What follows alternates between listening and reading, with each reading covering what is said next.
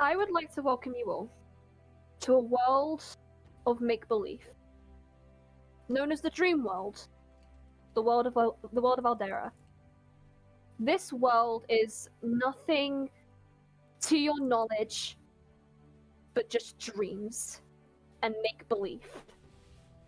Anything can happen in this world. Anything can be created. Anything can go wrong. You don't know what can come around the corner at any given second. This is where you have been living. This world. This unknown land in the sky. From what used to be the rumors going around Pandoria and Mysteria, the two continents down below in the surface, this world up in the sky is a huge contrast to what the other two have provided. We start in the Ascending, where the gods reside, where the gods watch over their people, making sure the world is in order and peace and prosperity and success.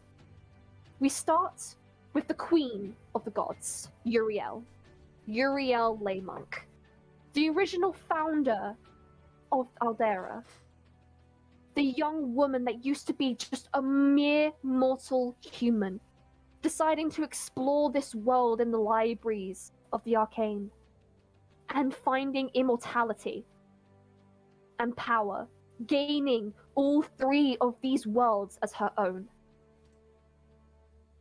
We start with her, looking down upon the Alderian capital, the main place, the main tourist location in Allderra.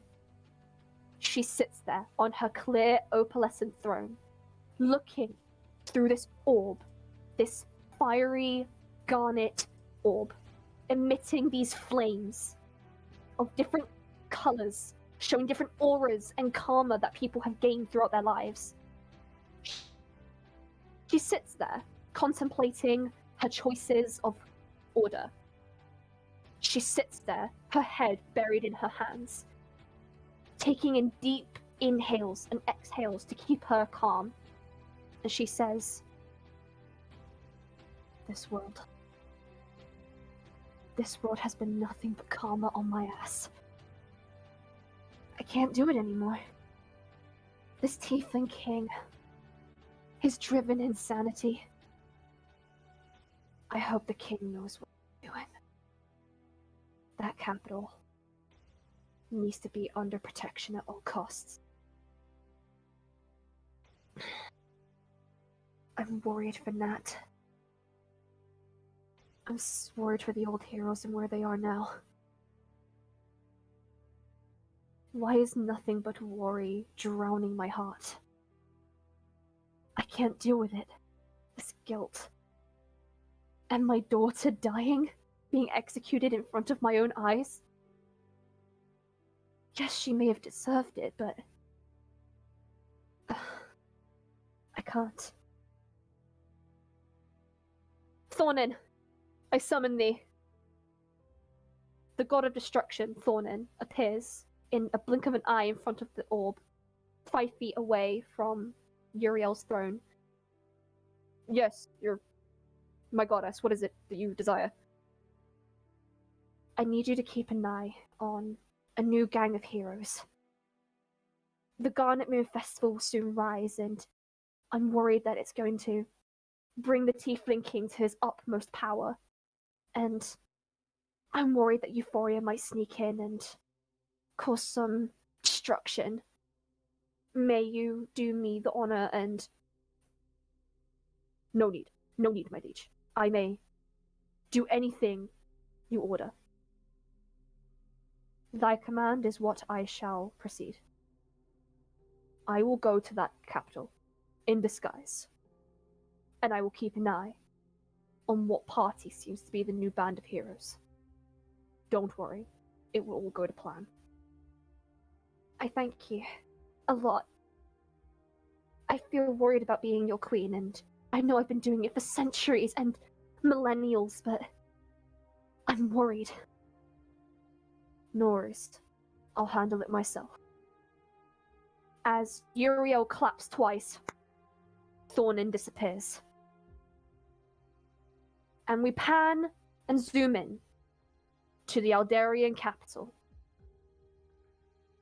The Allderrian capital is bustling with excitement and cheer and busy civilians getting the last of everything together for this Garnet Moon Festival.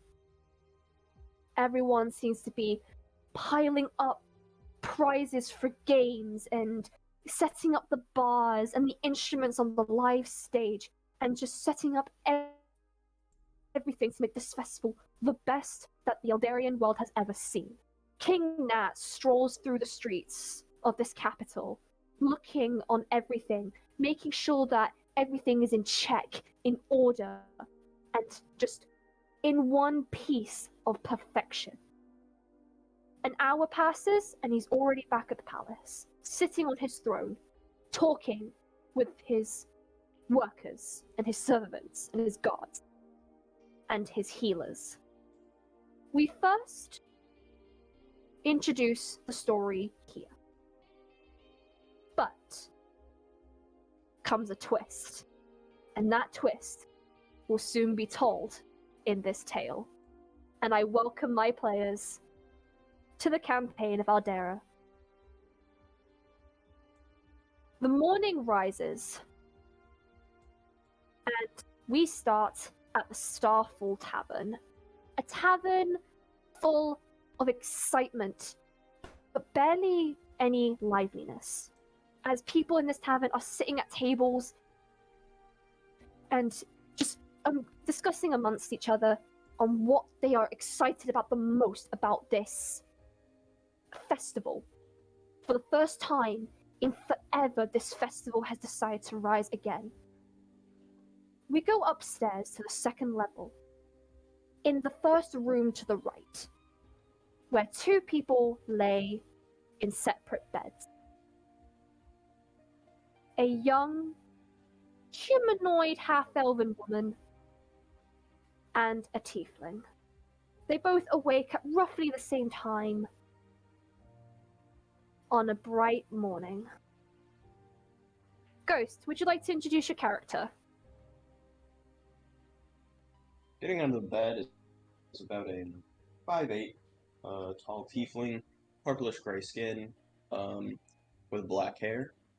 As he gets out of bed, he puts his right arm out, and as the covers of the bed leave, you can see that almost binded to his arm is a group of chains that leads down to a large red and black lantern that seems to just be binded to his arm.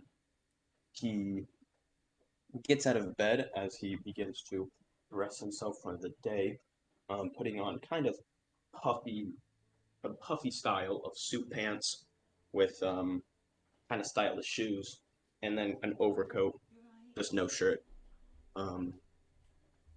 As he looks out the window um, at the street below. You see out the window a bustling street. This is the busiest you have seen the Allderrian capital in days, maybe even weeks, because you're not really fond of the Allderrian capital for where you have come from. And upon 5 minutes from looking out the window, you hear the groaning of Astrid waking up and just stretching. What time is it? Time for you to get up. Well, let's move. Where are we going again? You're the one that brought me here. No idea. Oh, yeah, sorry, my bad. The plan with the liberation. Okay, you got your mask? Don't need one. I like to give a lasting impression. I see. Okay. What about... She points to the lamp that's dangling from your chain. It'll guide our way to victory. Let's see if we can stop this then, shall we? Yes, we shall. Either way, Joseph is waiting for us downstairs. Do you want to see him before we go, or because we have plenty of time before the festival starts? So it depends on what you want to do. Let's see him and then find a vantage point. Alright. Really, I need a good view of my surroundings. You're not really fond of this place, aren't you? When I see all this marble and gold, you may see glistening bits of jewelry in the sunlight. What I see is rotten decay. Now, what's the matter? Let's go. As she kind of like, she's already in majority of what she wears because she doesn't really bring anything with her upon traveling.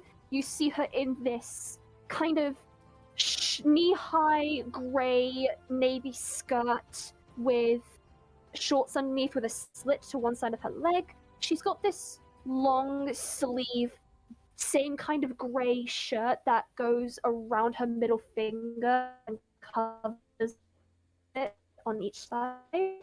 And she wears a bunch of. She's got very pale skin, pointy ears which are pierced. She does, for a half elf, oddly have horns. She's got these small little gradient of light blue to dark blue horns, and her eyes are as opalescent as a crystal. And she opens the door, holding her hand out to you. Do you take her hand? Sure, why not? And she kind of just guides you down the stairs into the main floor of the tavern, where in the same corner as you met him previously, Joseph sits with breakfast at the table. 2 plates even saved for you and Astrid as well, placed next to each other. And he kind of sees you, and in a very tired, grumpy old man way, just like ushers you over with his hand. Joseph, a pleasure again. Likewise. As he would sit, he would kind of prop one leg up the other as he just kind of, not slams, but forcibly kind of places the lantern down on the table to kind of acknowledge that it is there and it exists as he rests his hand on top of it. You ready for today, I guess? 100%. I've been dying for today. So, what are we doing?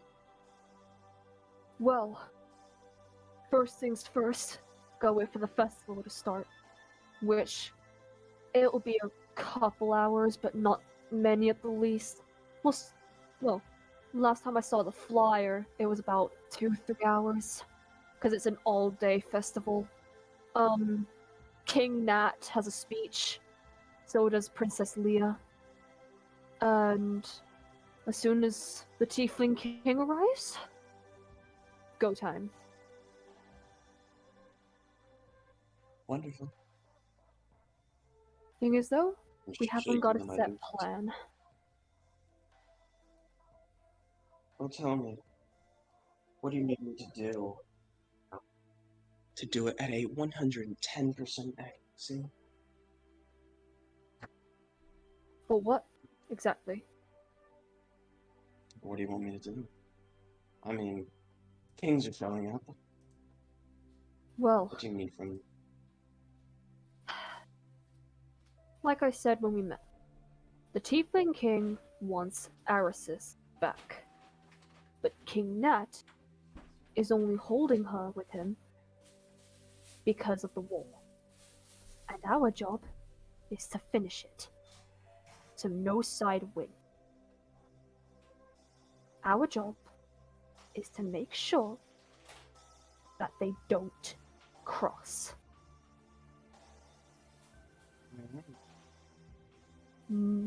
I know killing is something you tend to do. And I'm not stopping you. But we do not kill the royal yet. People often to do are quite sad. But I'll go along with it. By all means, you can kill any As long as civilians. We don't give a shit about the civilians. There will be casualties. I mean, you've got Astrid. She's a good thief. But she's also the healer of our group, so if she's down, you're fucked. I always make do. Don't worry. Also, now I need to leave here. I need to find a good vantage point. There are many. There's even the Zen Garden. I'm thinking a tall tower somewhere that if I need to jump off of, everyone would think I'm committing suicide, but I'm really not.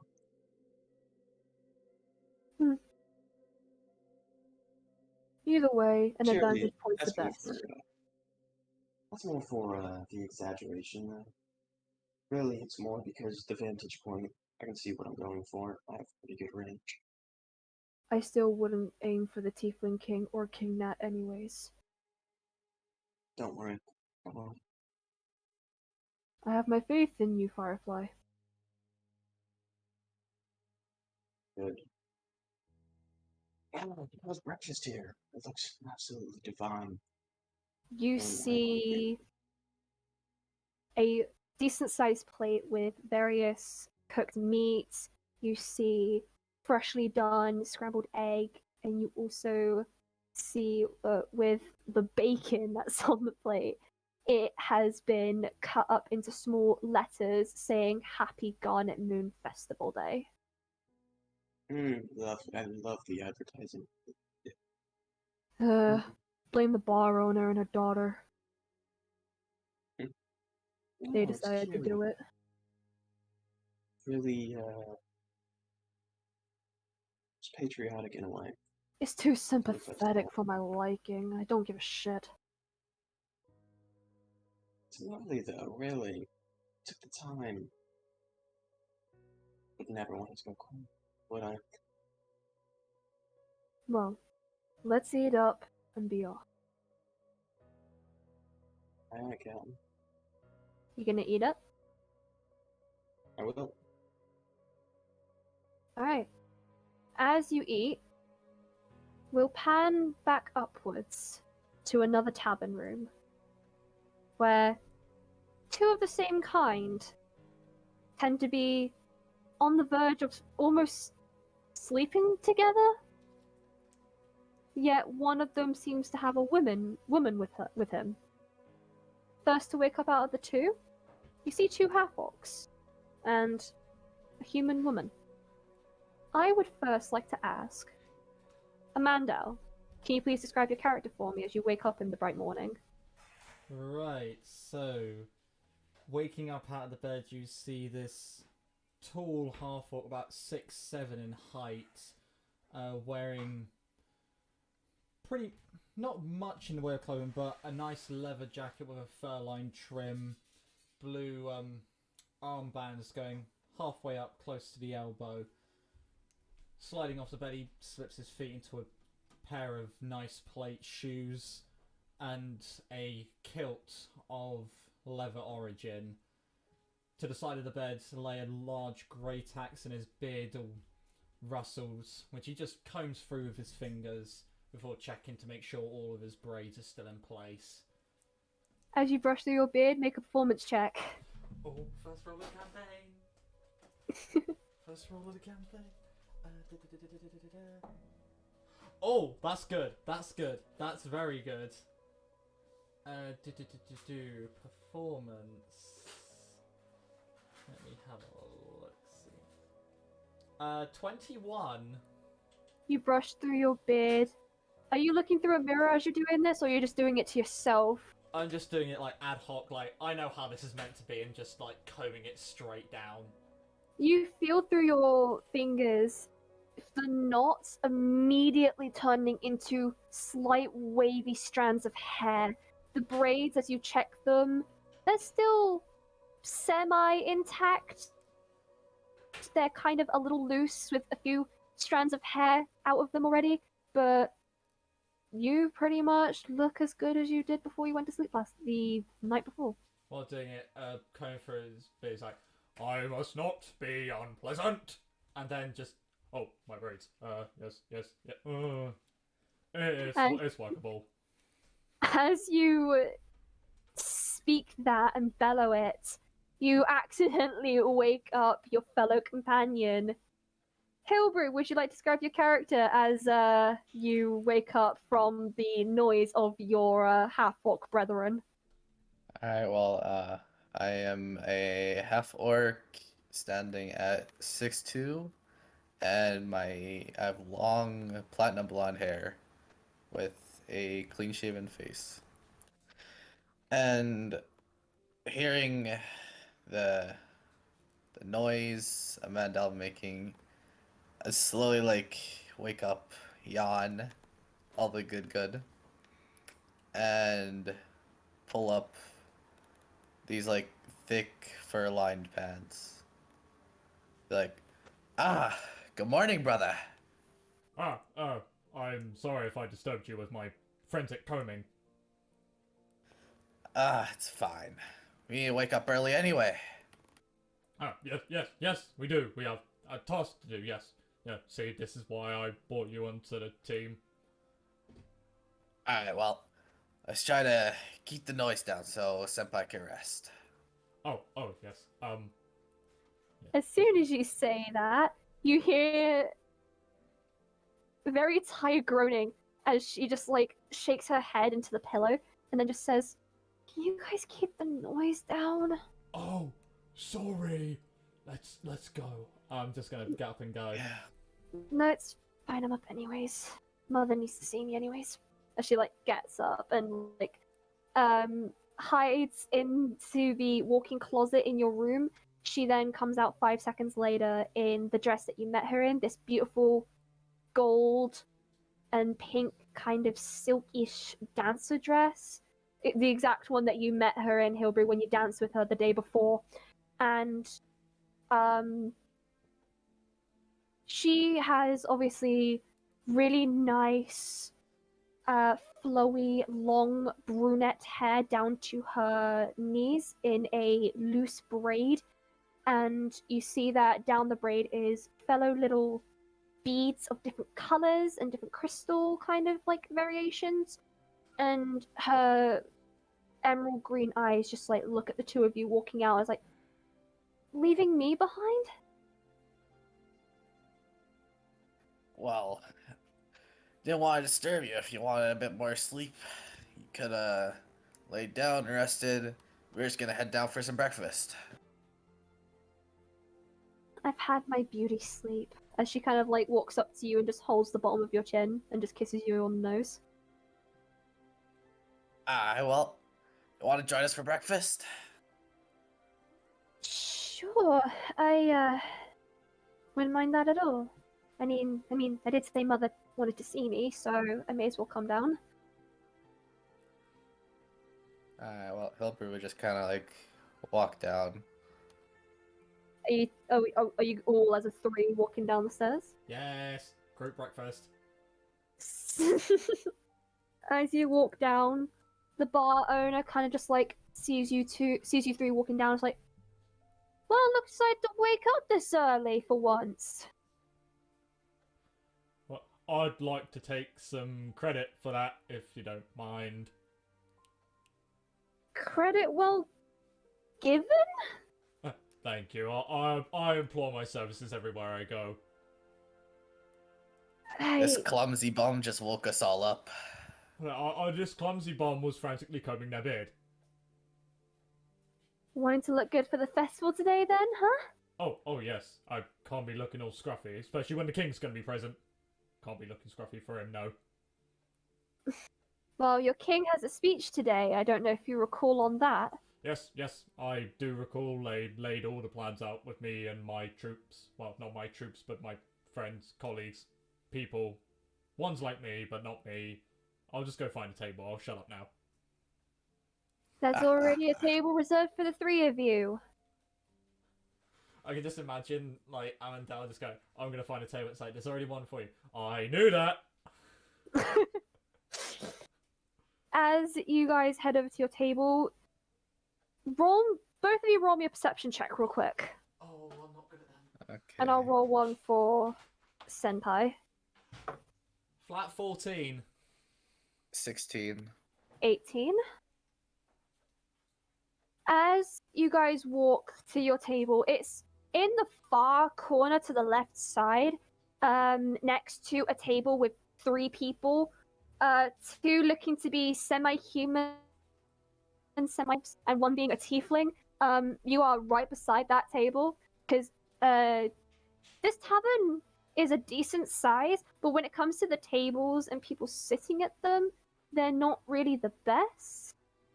You can only fit about 2 tables, and then on the far side, and then rows going down. As you guys sit, you kind of get told by Senpai as she whispers to the two of you, "There's a tiefling." A tiefling? Where? Oh, I meant to be discreet. Where? Yeah, I'd also like to know.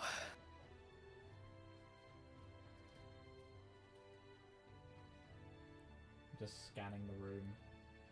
She points to the table beside. Oh! Be quiet. I turn to Hildenbrew. No matter what we do, don't grab their attention. Yeah, that's not the one we're looking for. Who are you looking for? No one. Don't worry, it's someone to do with official business. A manager for the festival. Okay. Roll a deception check. You said deception? If Hilbur is aiding you, you may do it with an advantage. Oh, yeah, you're aiding me, aren't you? Yeah. Yes. So roll with advantage, and I roll an insight. Okay, that wasn't too bad. That's a 7. That is a dirty 20. She'll pretty much believe you. She'll just nod slowly. Anyways, I'll be right back with food. I know my mother wanted to see me, so I'll be like 5 minutes. You two, don't get into trouble and don't fuck with tieflings. They're banished here. Yes, ma'am. Yes, mom. Which one do you prefer? Is it ma'am as in ham or mom as in palm? Just call me senpai. Okay, that sounds weird. Do I have permission to call her senpai, Hilbur? That's my name. Oh! Okay, senpai. Doofus. My mother named me that. I'm sorry, I'm not all upstairs. It's still like, what, daylight? It's 9 in the morning. My point exactly. Anyways, as she kind of like gets up and kind of like scurries towards the bar to see her mother, the bar owner. Karask, you do see this from the table beside you. You do see Senpai kind of like look at you in the corner of her eye with a bit of like shiver and then immediately scurry off. If you want to do anything, you can DM me what you would like to do, or if not, you may say. I do not mind whatsoever. I'm gonna say Craft just kind of smirks. Okay. Smirks at it. You do see 2 half-orcs at the table opposite you, kind of keeping to themselves after being like told that you're a tiefling. But what would the 2 of you or half-orcs like to do? I'm gonna try fun war with myself.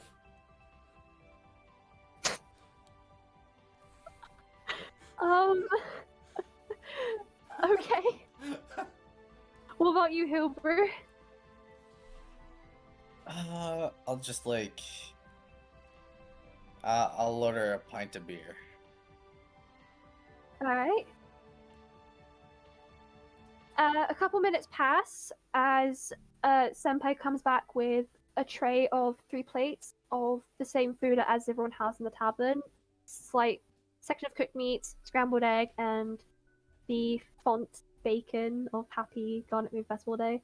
And she gives each of you a plate and then sits herself down and gives herself the last one. Thank you, senpai. Much appreciated. Thank you very much. It's no issue. Either way, you guys excited for the festival? Of course. I'm sure there'll be tons of alcohol. Just halfway through to Please do not get drunk again. Just halfway through a mouthful, just...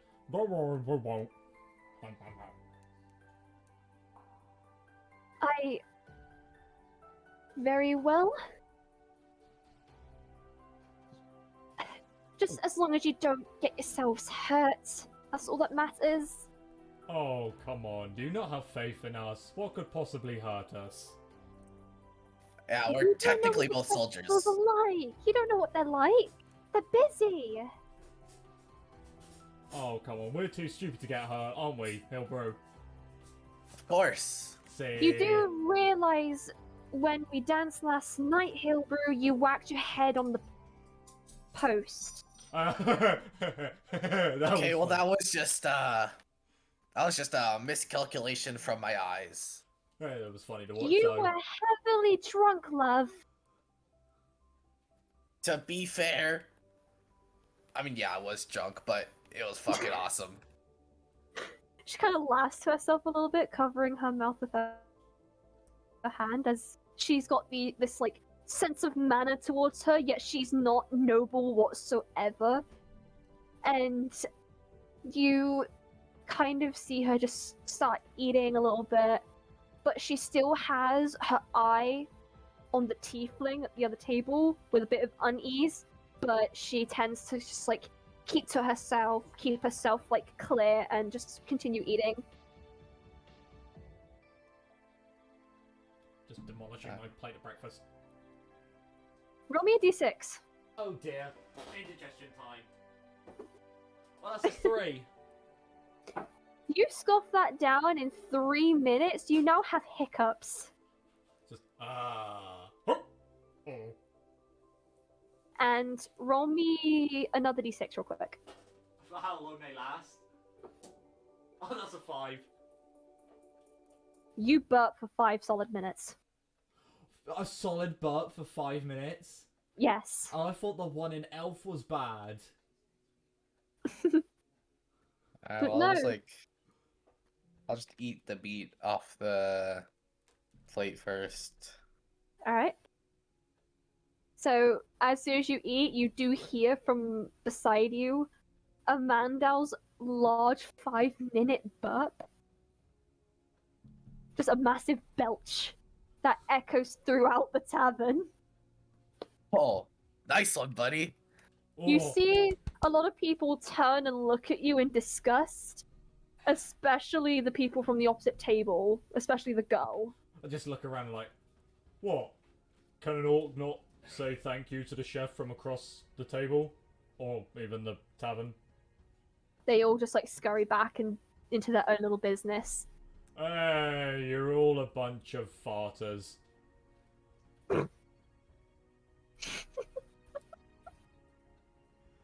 Join the club and be burpers like me. As soon as you say that, Senpai finishes her food and does a small little burp that like covers her hand. So like she's got some manner and it's somewhat quiet. You can still kind of hear it, but it's like that small faint burp that you just like quickly have in like a second. And she just goes like, sorry, pardon. There's no need to be sorry. Yeah, that was nothing compared to my brothers here. At least still have some sense of manner. You're a guard after all. Yeah, I mean, you just stand around, look menacing, and go "Arrgh" to like puppies and stuff. Caress, Yes. please roll me a perception check.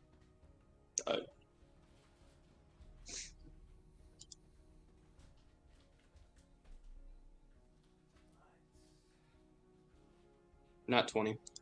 Natural 20? Yeah. Sweet. First nat 20 of the campaign. The first natural 20. You hear all of this commotion come from the opposite table. You do specifically hear the girl say about him being the god, and you hear her bring up afterwards that he is Natt's god, like King Natt.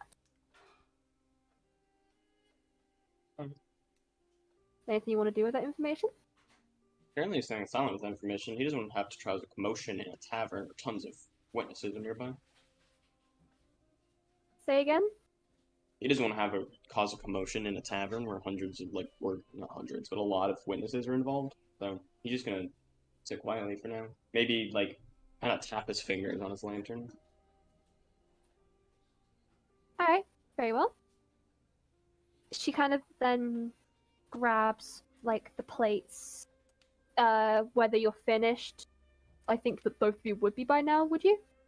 Yeah. Oh, sorry. My bad.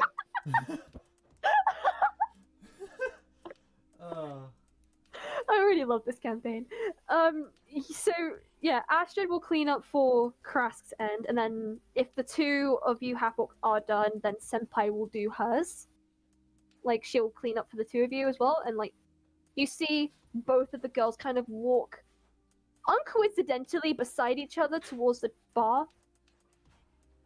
And for both ends, for both tables, you see them two start to talk to each other. Whispering, kind of gossiping. I'm gonna lean in towards Hildenberg. Any idea what they're talking about? I don't know. Probably lady stuff, let's be honest. Women are... I don't understand women, that's why... Yeah. Women are beautiful creatures, but I don't understand them. Same here, my brother. Same here.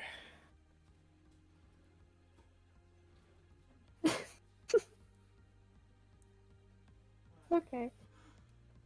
As it's been a couple minutes, Senpai then rushes back to the table and says, We should go. We need to go get ready. The festival's gonna be ready soon, so let's go. We probably should. Yeah, I mean, I gotta put on my good pants. I'm scheduled in to be guard of 4 different places, so... I guess I best get to my station. Just push up on the table just to get up. You do, because of your half-orc self, as soon as you get up, a lot of the wood in the tavern creaks around you and kind of pushes in as you push yourself up. And do you two and Senpai then walk out the tavern? Yeah, I'd say we do. Alright. Alright. Karask, Asher kind of walks back to you and says, That woman was nice. Truly. Either way, from what I've heard, we got about an hour to kill, so, should we get to our vantage point? Yes. I want to be there before curtain call. And curtain call awaits us. Let's go. You're gonna start heading to the nearest highest tower? Alright. Nice. We are going to cut from the tavern. And slide the camera towards the palace of Allderra, the Alderian capital. We zoom into the throne room, where King Natt sits, contemplating what will be due this festival. And he just taps his foot on the marble ground in front of his throne, the noise echoing throughout the hall of this throne room. Leah, his daughter, sits on the highest step and just plays with her hair, braiding it at the front. And kind of just stands up and dusts her very nice and elegant white and gold gown. And she then turns to her father and says, Father, do you know if you're going out to the festival tonight with that healer that you recently hired? What was her name? Iris? Yeah, about that. Don't know where she is. Iris? Oh, jeez. Probably asleep again. Leah, go and get her. Yes, father. As she kind of like uses her kind of starry form to kind of shoot herself to the other side of the throne room, and in the blink of an eye turns back into her human form and heads towards a guest room in the palace. She politely knocks on the door 3 times, puts her ear to the door for a response. She would hear a faint here, and Iris would sound like half asleep. Would you like to describe your character? Getting out of the bed, you would see a 5'11", what's her name? I forgot. Eladrin. Eldrin, with ginger hair reaching about the low of her back with cinnamon eyes. She'd be wearing it's a nice dress with a dark forest green, but covered in a tattered cloak that she's seen to have worn for many, many years. She'd have circles under her eyes, and there'd be open books everywhere as she comes to the door and opening it. Good morning. Good morning. It's the festival today. Yes, today. Are you ready? Ready as I'll ever be. Well, you've got to protect our king from possibly getting harmed, and also might want to enjoy the festivities yourself. You have an outfit, right? I've been too busy with these. She'd point to the books, them having the cresta that she wears around her neck on them, just trying to make sure I know my spells in case anything happens. I didn't think to grab one. That's no issue, because we can get the tailor to help you out with that. The Thank you. the royal tailor, the best of all Allderra, you know, he'll make you the best dressed ever.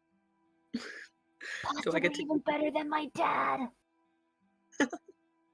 But do I get to keep the cloak? Yeah? It might get cold out at night, so of course. Awesome. We should get you one too.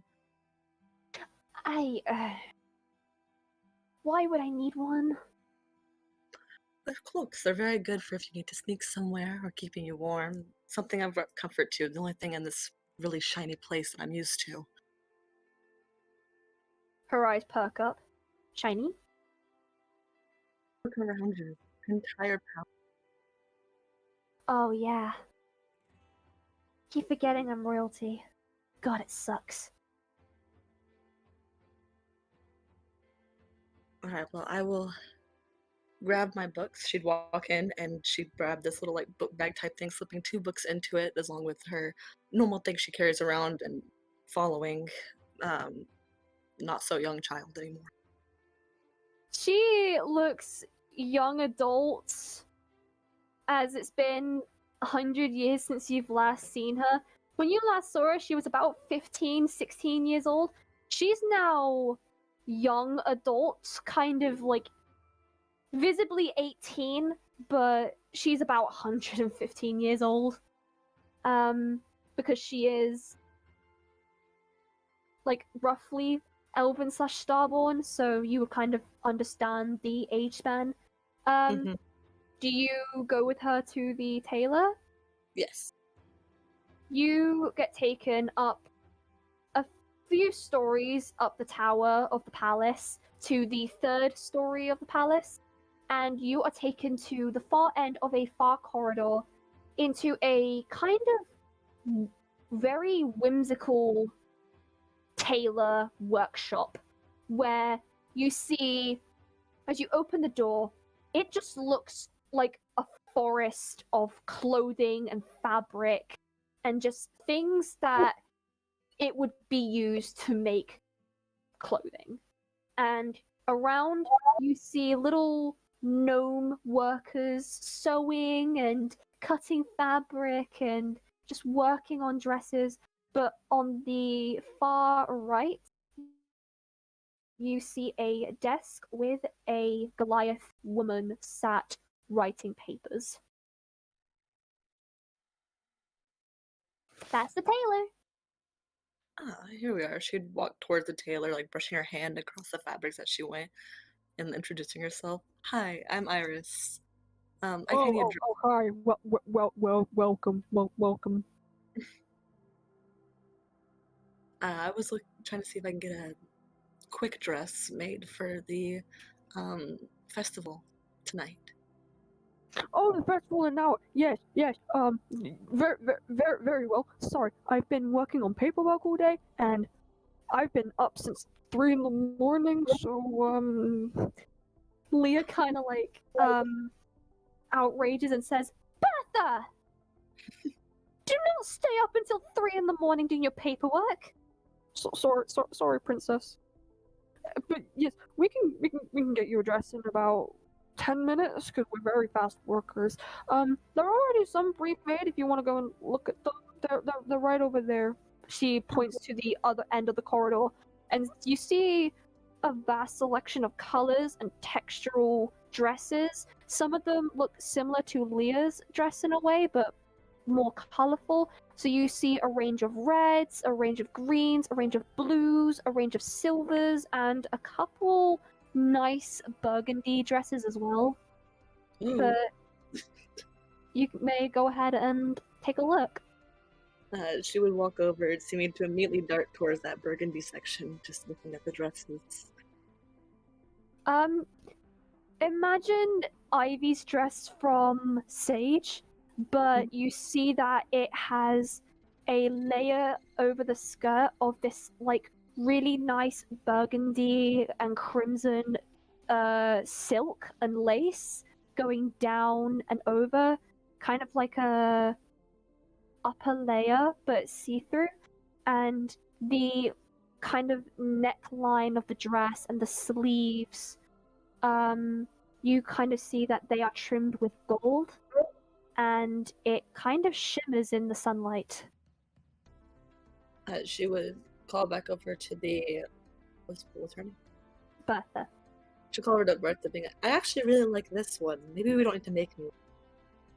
Oh, that's a nice one. We made that literally last night, and I had one of the guard men like try it on. To be honest, they looked like a fucking drag queen, but that was amazing, and that was the funnest time of my life because they were drunk as well, so they wanted to look like pretty princesses.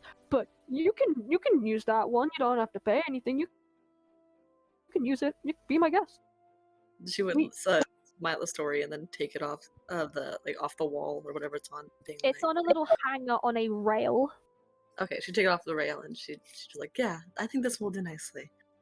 Enjoy the festival. Thank you. As she like puts on these like really giant like round glasses, kind of like Harry Potter's glasses but 10 times bigger, and just like gets back to paperwork. Alright, well I think I have the dress now, so Well, we'll be heading out in about 5 minutes, so go get yourself ready. of course she'd head back towards her room. And Leah will just like wait for you outside the palace. You basically look like Leah, but in more of a crimson version. Like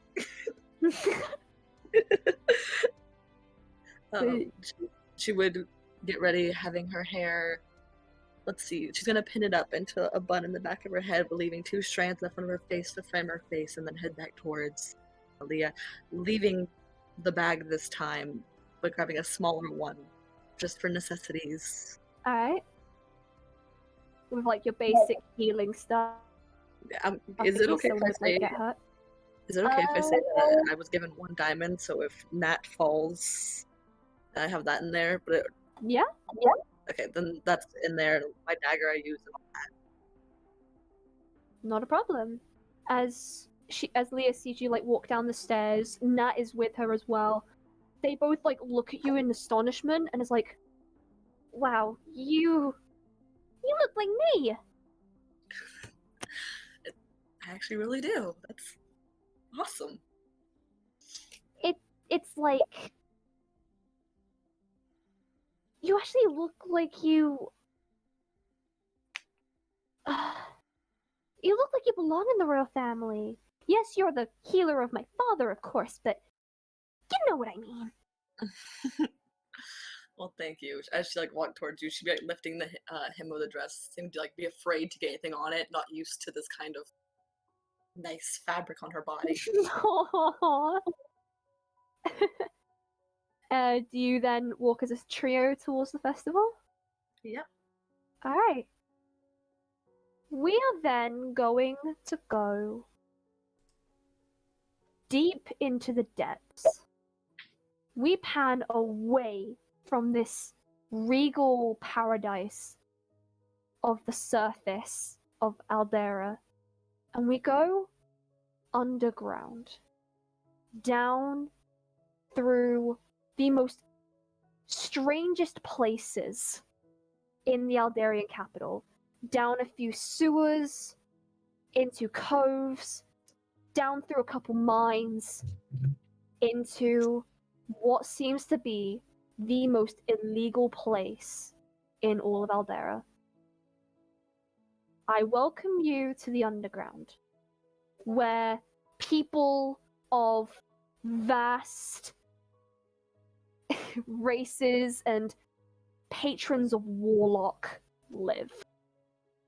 Nobody likes this place. The people who live here are nothing but forgotten and not loved. What you're about to hear is something unexpected. You hear the clanging of chains. You hear the maniacal laughter of psychotic minds.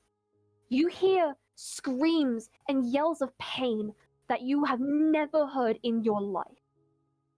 This is hell. In the Alderian capital, this is hell. We pan to a specific place in the underground, the most psychotic and maniacal of this hell, where a drow elf sits, talking to herself. Madania, would you like to introduce your character for me, please? What would be seen is this gray drow with white hair. Her eyes are scarlet black, and these weird unknown tattoos on her face, 2 under the eyes, 1 on the forehead. She would be dressed in this sort of leatherish kind of clothing. She would also have a bit of armor, and she would just sit there, just looking down at the ground and just speaking to herself from one's perspective.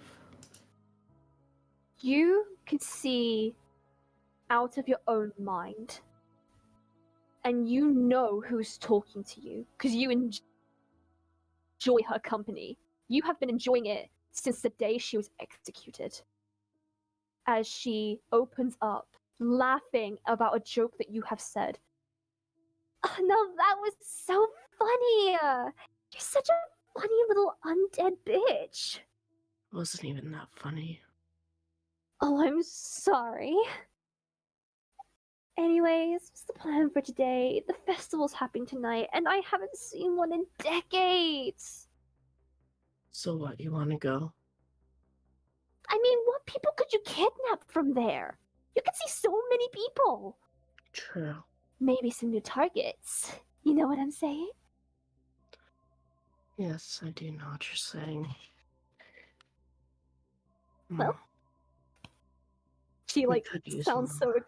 she sounds very excited, even though she's just a voice in your head, and you've been dealing with her for the last 100 years. But you could not help but just enjoy the evil that she brings to you. You seem so lively for someone who's dead. I mean, I did kind of accept my death after the crimes I committed, and also because Aaron was going to kill me. But quite frankly, I don't give a fuck. But you know, I'm still psychotic. You know, That's obvious. and I helped you become one too. You thanked me for that, and you don't regret it, don't you? Not one bit. Exactly! God, if I was still a human, I'd make out with you right now. Yeah, keep dreaming about it. Oh, well, I'm sorry. Verdania would raise her hand and she would just call over her companion. Hades, come. As a chain beast just starts running towards you, but as soon as he is in front of you, he just patiently sits, looking up at you with these dead eyes. She would just pet Hades. And just like immediately flops to his like side and then just like wriggles on his back. You can hear the chains clanging throughout the underground, the ones that are around his neck, to make sure that everyone knows that he belongs to you, as like a pet. And yeah, they just clang throughout the underground whilst he just like happily takes your attention. How about this? We go to the festival and figure out what exactly we can get from it. I mean, you could steal a couple shit. That's already in the plans. Well, you know what you could probably get. The festival is like the most expensive thing that happens here in the capital. So you could steal a couple gems, maybe. Depends what goes on. True. Others will also be there trying to steal, most likely. Well, let's see what we can corrupt, shall we? Yes, let's see what we can corrupt. Make sure you wear something sexy. Sure, just for you then. Oh god, I love you! As you hear this like psychotic excitement of laughter, but you do see one of the little children in the underground, same drow, and one of the youngest of the psychotics here in the underground kind of just like turn and peep their head around the corner like, Madania, are you okay? I've never been better. You see a young half drow, half tiefling with dark grey skin, these white dead eyes as if they look to be blind, but they're not.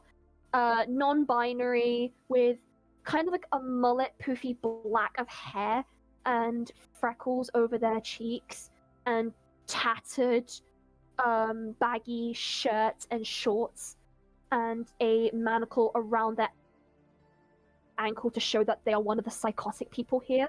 And just like looks at you with a bit of a smile, and says, "Very well. You ready for tonight?"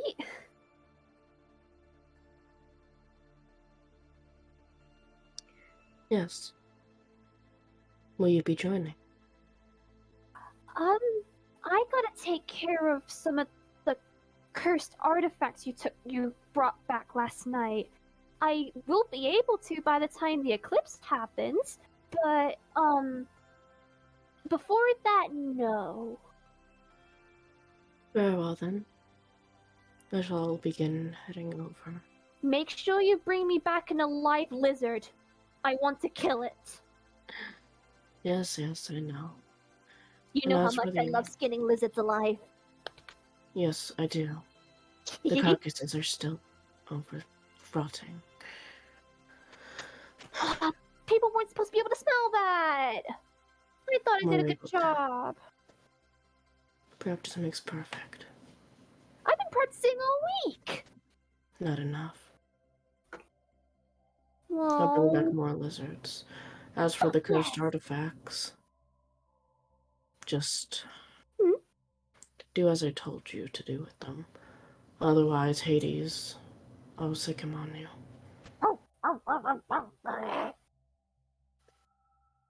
Got it. I got it, boss. I can do that in exactly approximately an hour. Then go. As well, his name's Milo. Well, their name is Milo. Milo kind of just like scurries off back to the tent that has all the cursed artifacts and starts like doing what you said with them. What do you plan to do?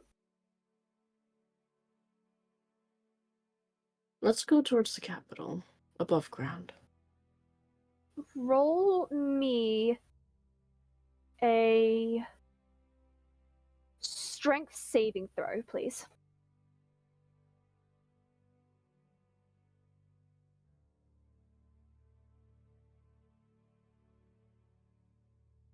$21. 21. As you start making your way up, every climb you take, every step you climb, you start to feel a bit more heavy inside. And you immediately go to fall, but you immediately catch yourself and keep yourself up and high. Inside, it felt as if something was trying to burden you, but your strength and this unwielding power inside of you just corrupts it and kills it and just annihilates whatever it was trying to do to you and removes it. Do you keep on going? Yes. All right. You appear out into the alleyways, the dark alleyways of the Forgotten. The east side of... No, sorry, the west side of the capital, right below the grounds of the palace. You walk out into the streets, and you see that this place is bustling with people. But a specific being that you recognize that catches your eye, wearing a large golden crown. You see King Natt walking through the streets, people obviously giving him the respected space, not calling out for him, just giving him the respect that he deserves and just leaving him be, walking with Leah and Iris towards the festival grounds. Can I What would put you his like to do? mask on? You may place your mask on. Okay. The May you mask she send- places May you on. send me what the mask looks like? Yeah, I'm trying to pull up the big photo. You're fine. You're perfectly good. But take Okay. your time. Also, out of D&D real quick, there's a faint rainbow outside my window. Holy shit. Gay D&D session today, guys. Oh yeah. She basically puts on this full mask. It's almost completely white except for a small little detail around the eye. Oh, I like it. It's pretty. I really like it. As you walked through the streets, some of the people around do see you and kind of look at you with a bit of a suspicious look, as if you don't belong here. As if you were on the way to kill someone. They look at you with fear. Is Hades with me? Hades is with you. No, shit, that's why. But yeah, they also look at Hades and immediately back away and give you the same amount of space that they have given Nat. You are approximately walking 30 feet behind them. Okay. I'll just keep walking. Alright. We will then cut to the last main location. Up on a higher ground near the festival grounds, a beautiful, peaceful, arcane garden. People have been coming here to give themselves peace and calm emotions just to keep themselves under pressure. We go to a specific balcony with the garden where a lone human looks over the grounds of this capital. Alexis, would you like to explain your character? Okay, so Alex is an average eye human. He has a cloak on his head, long brown hair, and green eyes.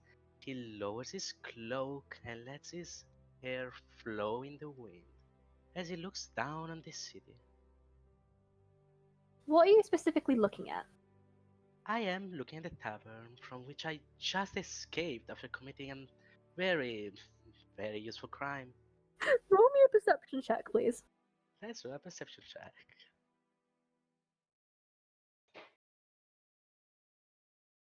And I got a 9. A 9? A 9.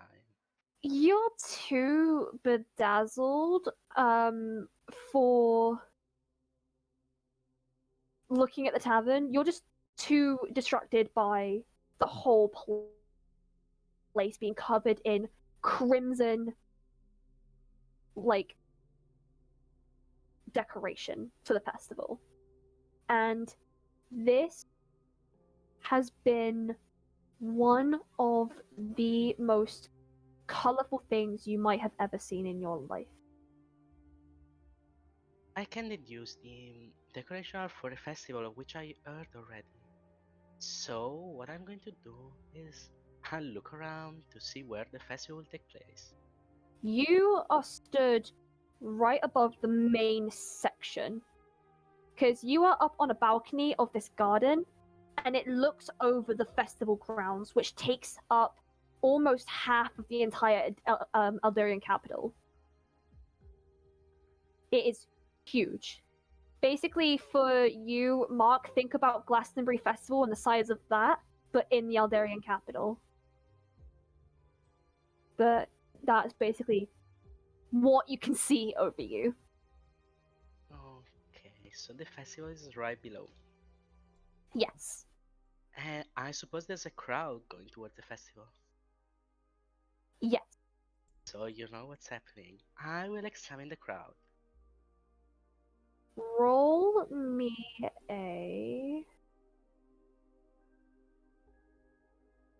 Roll me an investigation check.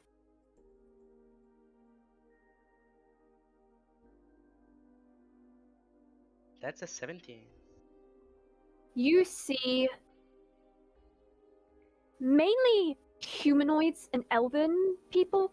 You see the odd other species of race.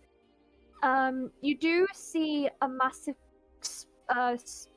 crowd being split as you see the King Natt, make his way with his daughter and his healer, which you would not know about, kind of walk through the crowd into the festival first, as the others then, as a crowd, whole public in general, starts to make their way into the carnival and explore and have fun. As you all then hear 3 bell chimes, as a couple feet away from you, Alexis, is the announcer with a massive megaphone to call into it and shout, "May the festival commence!" What's it you like to do? I'm going to head to the festival now. You gonna I'm go down? very intrigued by the presence of the king. Of course you are. As you all enter one by one through different ways of the festival, I am going to roll to see who would like to do what first. And because there's 7 of you, I will roll a d8, because there's no 7-sided dice. First is Amanda, what would you like to do first as you enter the festival grounds? If you would like to do anything. Considering that Amandal would be on duty, oh god. I guess just patrol the area, make sure everything's going all good, make sure no one's doing anything they shouldn't be, all that good stuff. Make a perception check. And because you're used to this already, I will allow you to roll with an advantage. Oh, okay. That's a 16, Chief. 16. You see just the general public just walking in, meeting up with people, having fun, playing the games, having food and drinks at the bar, listening to the instruments being played by various bards and bands. With a 16, you do see a few odd people come in. For example, a cloaked being with a white mask. You see a trio walk in with two being semi-elves and a tiefling, but immediately gone out of sight. And you obviously do see the king with Leah, and who you already know to be Iris the healer. Right. I'm just gonna It's just your usual. Yeah, just the usual job, just keep an eye on anything suspicious and just wait for my specific someone to appear. Roll me another perception check, but straight. Oh, 19! You do see someone who you find familiar in the crowd. I'm just... As she is looking right at you with her mask and her dress. I'm going to discreetly, just as though I'm on duty, just walk on over.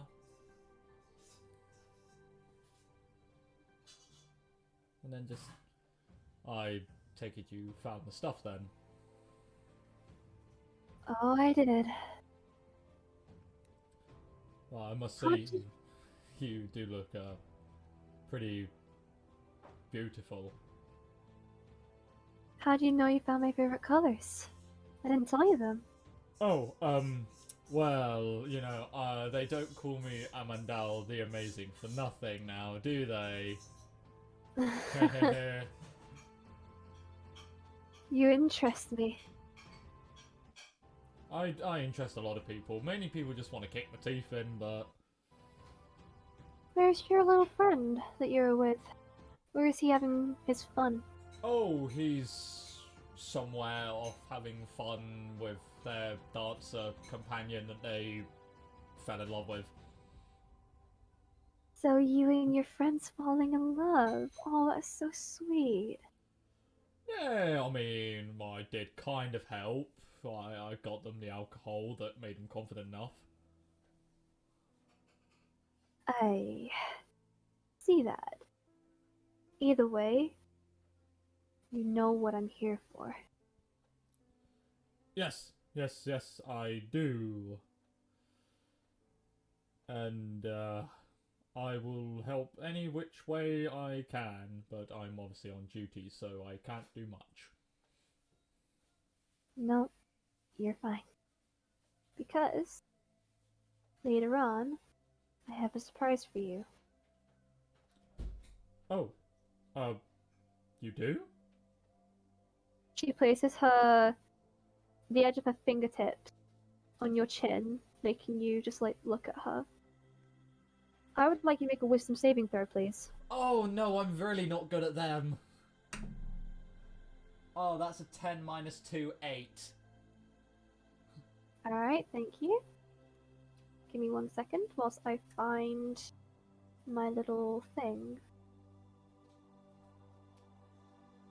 You hear her voice in your head whisper, "You'll see in due time." As she just gives you a wink. You are now charmed. Hey, let's go. Let's have some fun. She'll just then whisper to you, "Play along like you're on duty. Oh, yes. I'll be back later." Oh. As she just boops your nose. Oh, Yes. Back to duty. Hey, don't be peeing in the fountain. I'm gonna go back on duty.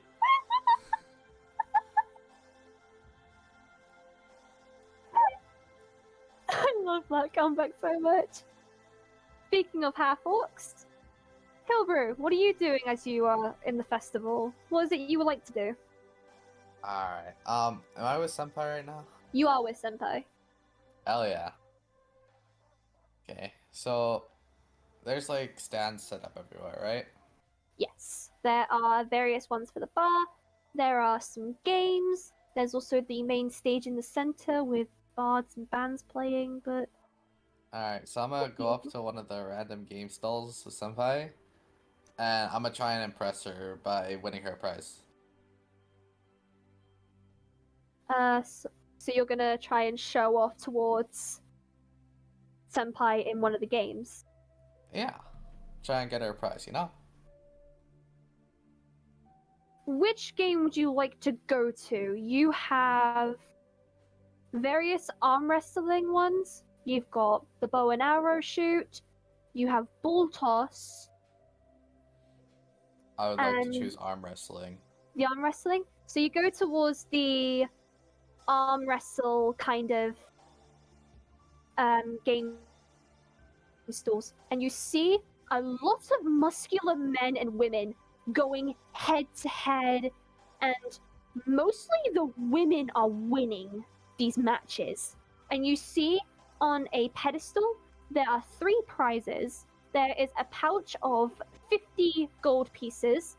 There is a massive stuffed kraken stuffed animal, and there is a amulet with a diamond gem. Whoa. Alright, so I'm gonna go up and be like, hey, how do I get in on this arm wrestling thing? Lucky for you, mate.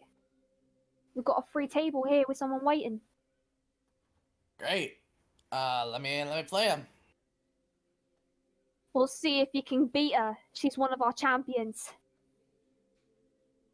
Well, if I beat the As champion, I'm the- sure I'll be a pretty nice prize. You can choose one of these 3 if you win. Alright, let's have a go. So, Like, sit down at the table. you are met with a very muscular, full orc woman. Like, if I were to say how big her muscles are and how strong she is, she's 2 times the Rock. Her biceps are like the size of my thigh. Yes. Oh shit. She then looks at you with these, like, crimson red eyes and goes, "Don't think I've beat one of you before. This'll be fun." I don't know whether to take that as a compliment or you being racist, but let's go. Alright. So, the aim of the game, and I'm saying this as the Dungeon Master, the way you play this game is a normal arm wrestle. You have to basically try and get higher than the other person's strength check. You basically both opponents roll 2 strength checks. Well, one person rolls 1. And whoever gets the highest, wins. And it is the best of about 3 or 4, but for this festival, it's the best of 5. Are you ready? Yeah. Roll your first strength check. Ah, shit. Got a 10 total. 18. As you two clasp your hands together, the conductor says, "Begin." You both start, and you are immediately almost halfway to losing. Roll another strength check, please. 15. 4. Ah! You go from immediately halfway to losing to immediately halfway to winning. This full orc is getting pissed. She's even screaming to try and win. Roll another strength check, please. This is your third one. 13. 22. You're even closer to winning. As you are just a couple inches off of that table. Roll your fourth. Natural 20. Ah, shit. Actually, no, 14. wait, sorry, that's not a natural 20, that's a 19. I'm blind today. I got 14. You go from almost winning to then halfway to losing again. You see this half-orc grin at you with this smirk of pity and wanting to win, this selfish look in her face. You see a massive group of people crowding around the two of you. As someone from behind places a hand on your shoulder to be senpai and whispers in your ear, just win. Make your last one with a gifted advantage. Roll twice, take the highest. This is your last one. Okay, 24. Natural 1. Oh, Jesus Christ. Fuck! I was one away from getting the highest possible Natural score. 20.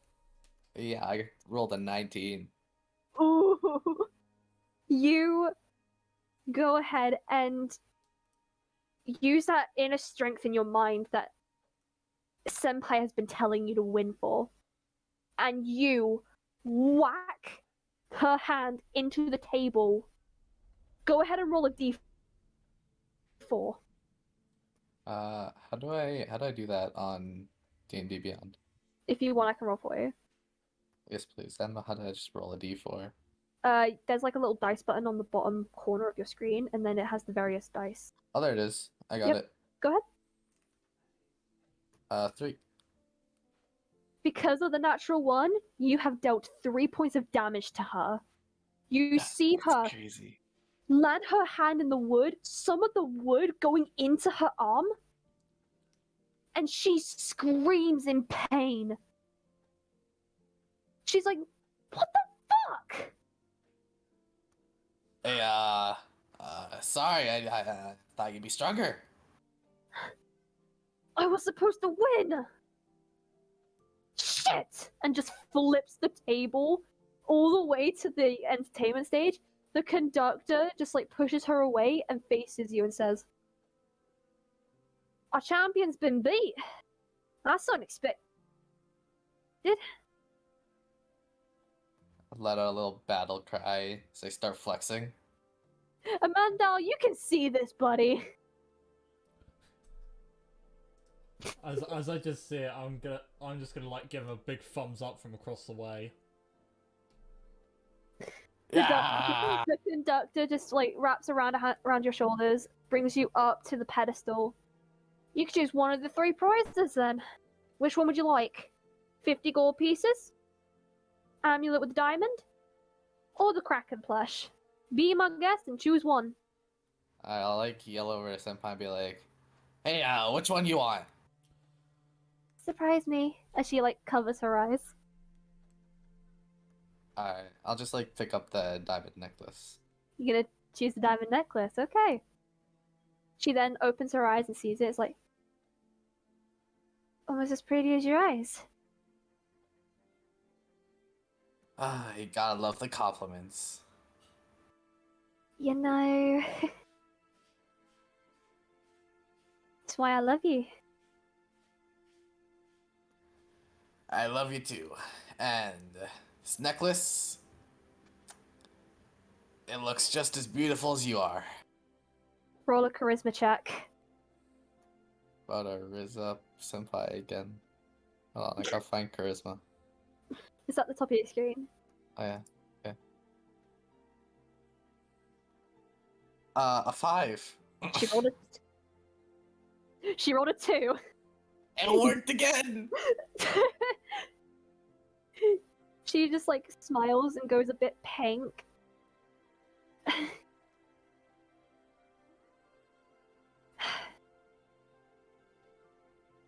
Let's go and have some fun, shall we? Yeah, all that arm wrestling made me thirsty. I owe you a drink. And I owe you a kiss. Just like smooch her on the cheek. She'll then just like grab your hand and just pull you towards the bar area. Caress? If you're alive, Yep. roll a survival check for me to find your vantage point.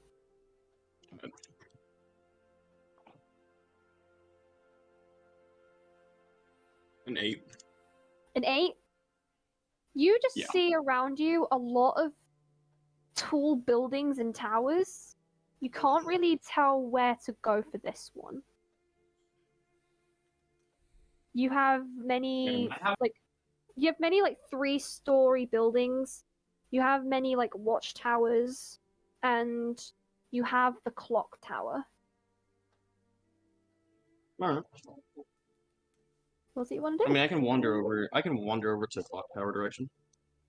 Yeah, it's almost as tall as the tower for the palace, except instead of 500 feet, it's about 120 to 100 200 feet. Okay. Would you like to try and climb that? I don't want to fully climb it, just kind of wander over there and kind of scope it out, because the festival started, which is kind of... He wanted to kind of be on the tower before it starts, so now he's just more trying to investigate kind of what he has to do here.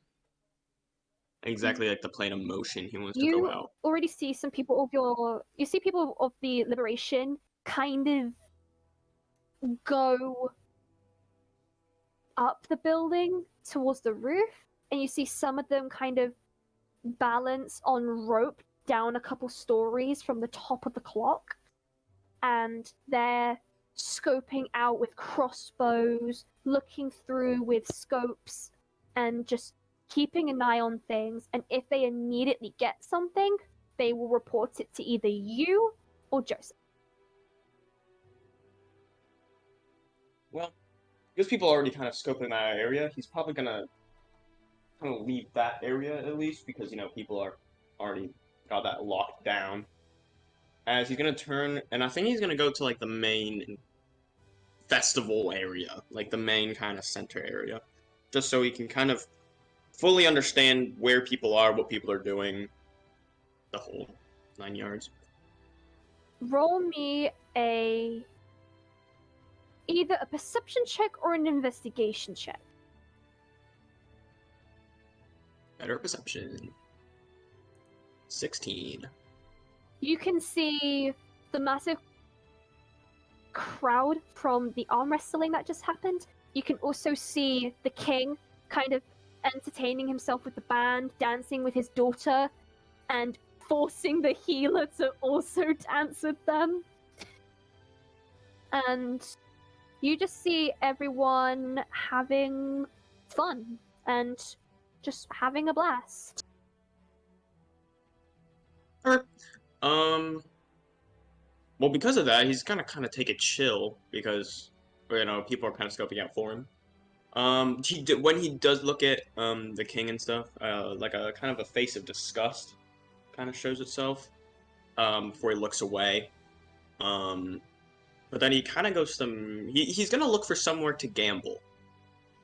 Is what he's gonna look for. In the festival or outside of the festival? Mainly in the festival, but I mean, he wants to stay within the bounds of where he can kind of act on his feet if he needs to. There are quite a few places to kind of gamble and test your luck, but not as many as you would expect. I mean, he's gonna try to find one of them at least. Try to do something with it. I mean, he kind of has time on his hands now because he realized that other people are kind of scoping the place out for him. So. There's the various games that you can play, and there's also the kind of more adult side of it as well. So there's like, with the bow and arrow, there's also just like a test your gamble and expect like either a win or a lose. There's just many things that you can try out and just gamble your luck. Yeah, he's gonna go to the adult area. Check it out. There are mainly drinking contests and archery. Oh, neither of those are really my specialty. There is also mere like wrestling and like combat, but that's only if you have the skill. I mean, I could try that, but I also don't want to try to get injured before having to do what I have to do later.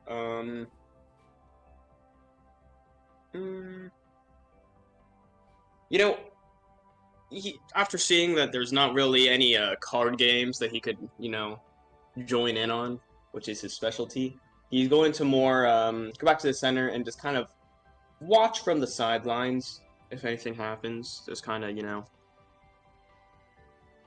kind of watch around. Trying to not make it obvious that he's tiefling, but even though he doesn't wear a shirt, so it's, it's kind of obvious, but, trying to not be the center of everybody's attention.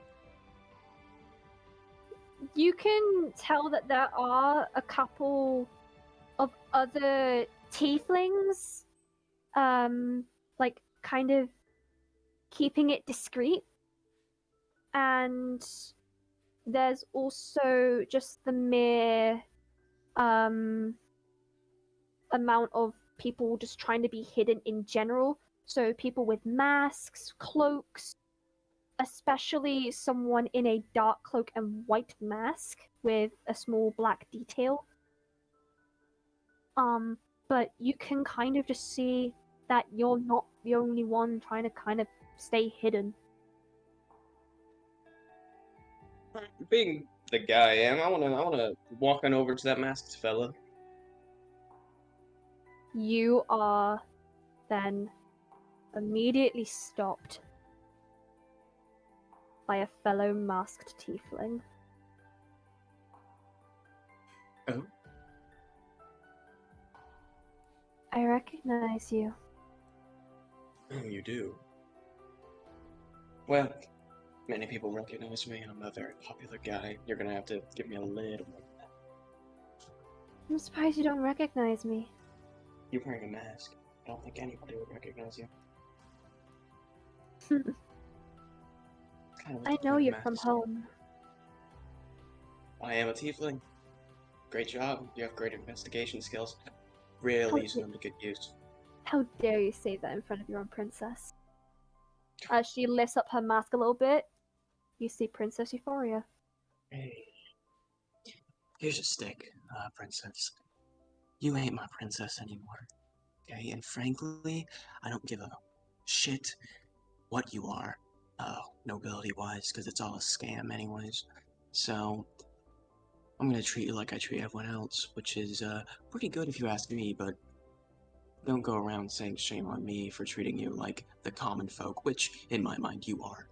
Now, anyways, I'm guessing then, Big Mask one is, Pops over there. I would say that, you guys should take off the masks, and that's purely from the standpoint of you guys are sticking out like sore thumbs wearing masks. I mean, come on. the only Father's reason not I'm going to even talk to here you- yet, Karask. Yeah. We'll be Father's here. on his way. Perfect. Anyways, here's the thing. Yeah, I don't really care about you anymore, so that's that. So don't put shame on me, okay? You'll see once I, lure you out and expose you. Is that a threat? I can certainly hope it is. Here's the thing, princess. I have demons, and they aren't easily shaken, okay? So, if you're gonna, throw a punch, throw it hard. Because if you miss, you aren't living to see the end of it. Anyways, goodbye. It was lovely seeing you again, princess. Pathetic little rat, as she just walks away. You gonna start heading towards the masked person again? Yeah, why not? Medania, Yes. you are greeted by a little friendo. Ew. Okay. She looks. I'll look over at the person who's greeting me. You see a I don't know how to word it. You just see some sort of tiefling. Yeah, some sort of tiefling. You know, the mask, it really doesn't fit the festival, I have to say. I'm not trying to follow the fashion here. That's rather stupid. Anyways, but, really, you should change your look, I have to say. Right now you're sticking out like a sore thumb, and guessing by your, dialect that you're kind of trying to stay hidden. I mean, that's what people with masks do. So, I would change Even it. without the mask, I'd still draw attention. I didn't say take off the mask, I just said change it. I mean, right now you're a black sheep in a herd of white sheep. Turn to a gray sheep, blend in a little bit better. And you are? Just a friend of the business.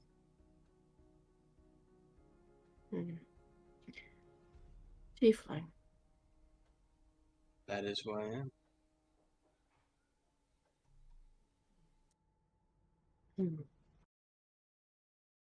I don't know why I have to point that out. It's just my skin color. You have a problem with my skin color? Because that would be racism, and I don't like that. Well, you comment on my appearance, I'll comment on yours.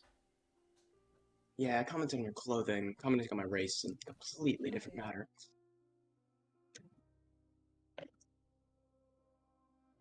What did your character look like? I can send a picture, but it's not accurate yet till like level 5. But that's fine. Because of his like subclass, his appearance will change. But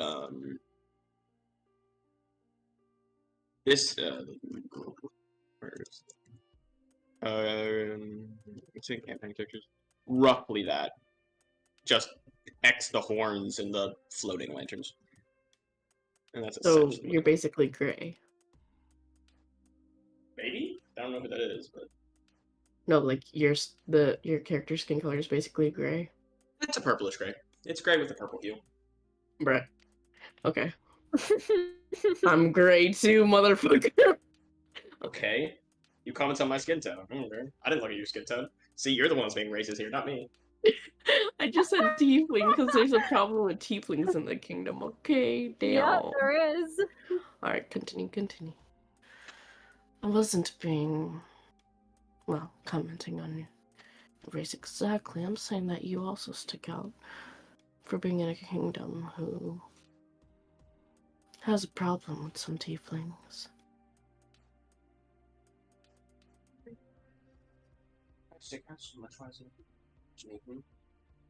I'm scared.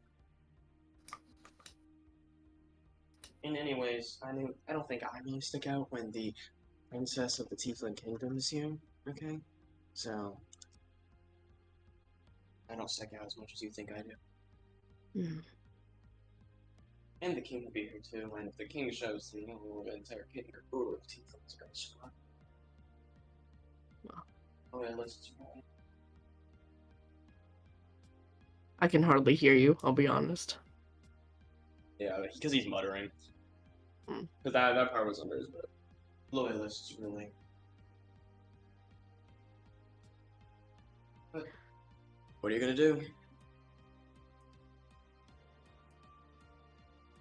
Anyways, I just wanted to come by and tell you that you need to change your outfit. Because really, if you're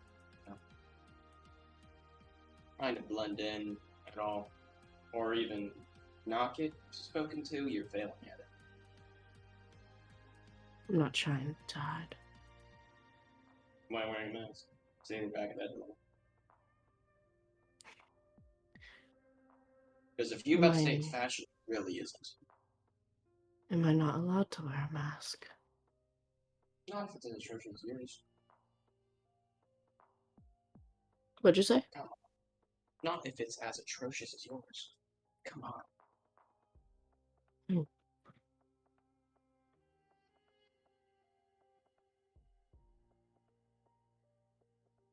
If you're so insistent on it, then fine. She would reach up and like take her mask off, and these tattoos would basically cover almost her entire face. No, you don't talk about it. Just don't care about the news. Happy. Definitely. Now, I'm gonna go. I have stuff to do. You can go, like, I don't know, be racist somewhere else. Goodbye. As soon as you leave, she'll As just put the you mask walk back on. away, as soon as you walk off, you hear the toll of 3 bells. Everyone hears the toll of 3 bells. As the announcer appears on the stage and the bards walk off. As the announcer yells towards the crowd around him, if I care to grab my monologue.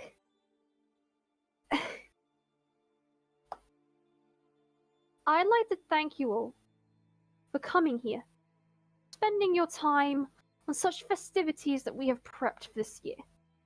Or for this world, perhaps. You're probably wondering why I've gathered your attention. And that is for all due purposes. As you can tell, the name of this festival is the Garnet Moon Festival. We have been bestowed by the light of Uriel that we finally, for once in a century, for once in a millennium, we get the eclipse. An eclipse that gives us gift and peace and nothing that we have had in forever. And I'm sure that you're all dying to see it.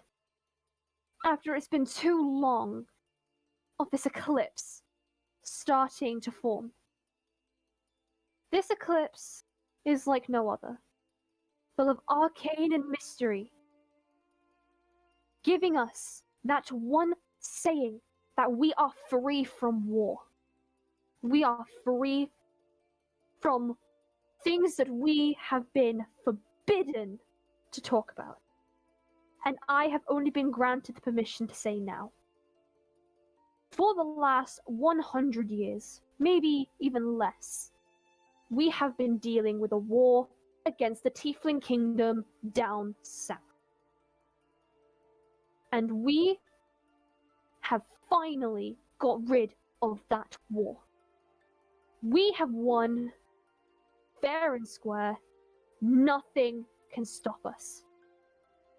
As the Allderrian capital here in Allderra, we gain victory. No one against us, no one to object, nothing to gain or lose. And I ask for you all, when the clock strikes 12, to watch our moon be gifted and blanketed in the crimson gem that we name the Garnet. Are you all with me? The crowd cheers in positivity and in cheer of victory. One by one in VC chat, please tell me what you would like to do as I describe the next scene. As the cheer grows and increases, the king then steps onto the stage, leaving his healer Iris just on to scan the crowd, just down on the surface. The king and Leah stand proud. Leah with a little hint of nerve and just wanting to get this done with. The king opens up. Like our announcer said, We have been in war for the past almost 100 years. And as your king, I feel nothing but victory. I may have been the dumb king that never even deserved a single title in their life, but I have gained it now. And I now understand the responsibility for this world to keep in peace and order. And I do not care for any objections. Because royal word is final. And soon, no war will be gifted towards us. Because we will rise. And I am forever proud to be your king. And my daughter being the goddess of stars and the princess, the next in line for this throne. She will also do the same.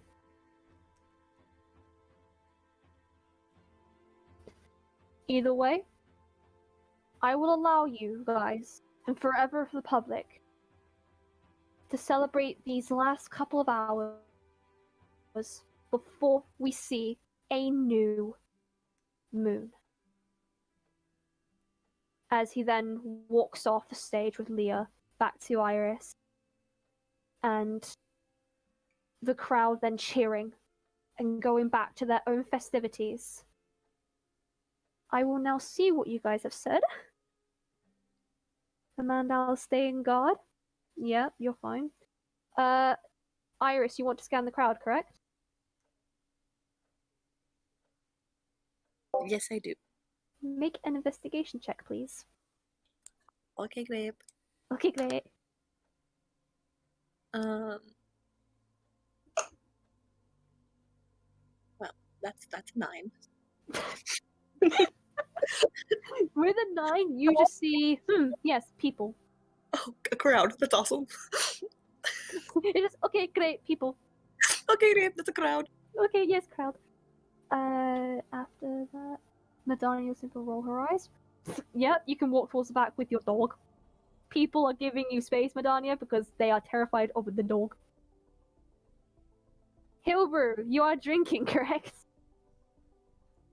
Yep. Make a Constitution saving throw. Let's see if I get drunk. I got a 7. I think I'm drunk. You're drunk. You feel the world spin around you, and you just feel as if you are not yourself. You feel extra clingy around Senpai and extra flirty.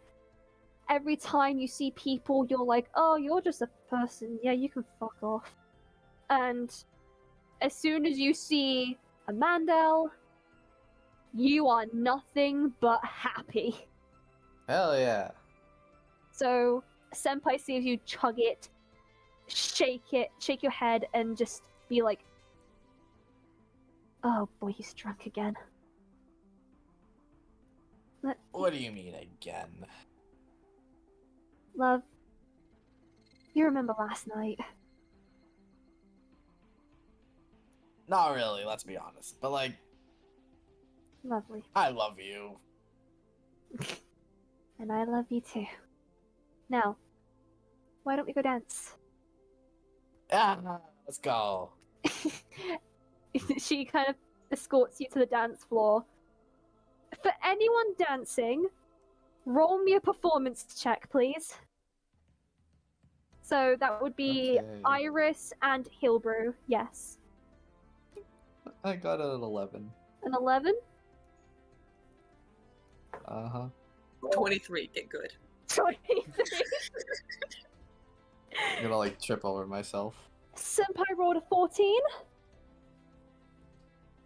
So, for 23, Iris, you're dancing like an absolute goddess. You are just Slay. popping it off. Hailbrew, you're basically doing the child version of the cha-cha slide. Yeah. And Senpai mean- is just dancing along with you. I'm too stupid to figure out any other dance. Yeah, you're just too stupid. Madania, make an investigation check for me.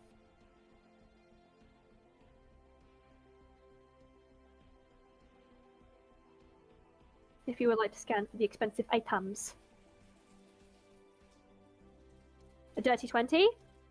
Oof. Amanda, roll a counter perception for me, please. Oh, this. Actually, hold up. Oh no, I've got flat perception. 16. You just look around. You do see that cloaked, white masked figure again, but in a blink of an eye, she's gone.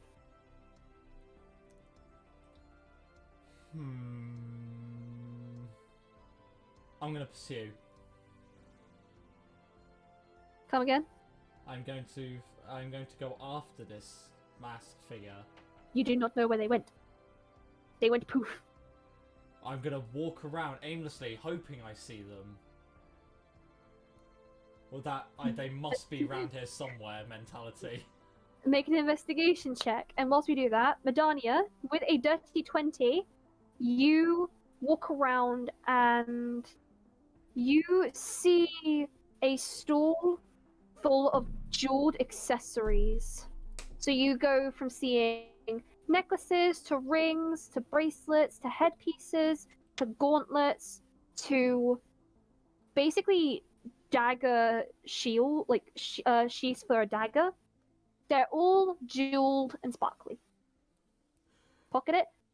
Make a sleight of hand check. What was your investigation, Amanda? Dirty 1. I got 2 minus 1. I'm So you got a- blind as a bat.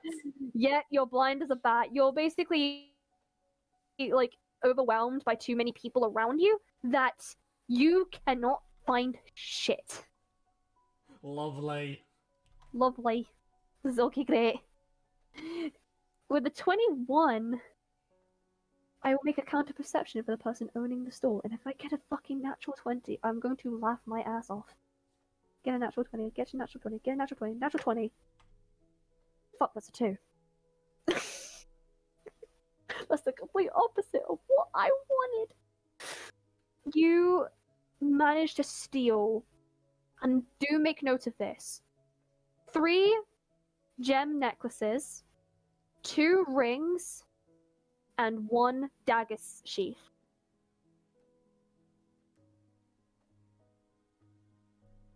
Altogether, if you were to sell those, you could get maybe 125 gold pieces.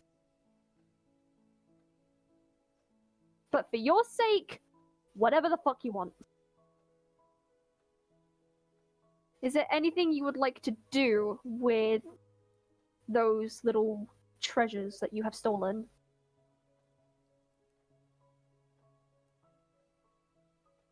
And do feel free to let me know what you would like to do, because I have a special plan. Just pocket it? Yeah? Welcome. Welcome to the club.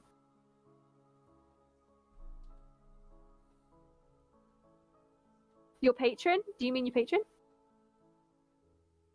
She can see everything! She's a voice in your head. She can hear. She can see everything. She can fucking see a lot. Okay. She will roll a perception check. Is that what you say to her? Okay. She rolled a natural 20. Oh shit! Okay. So, feel free to keep note on this, because she would tell you. She looks around and sees that half of the stuff here are various gemstones, like the birthstones, but not many of these are diamond. Most of these are sapphires and emeralds and like aquamarines, because they are the colors of the Allderrian capital flag. But what she can also see are some that may be considered magical. And she looks at the stuff that you pocket, and she tells you that both of the rings and one necklace that you have is magical.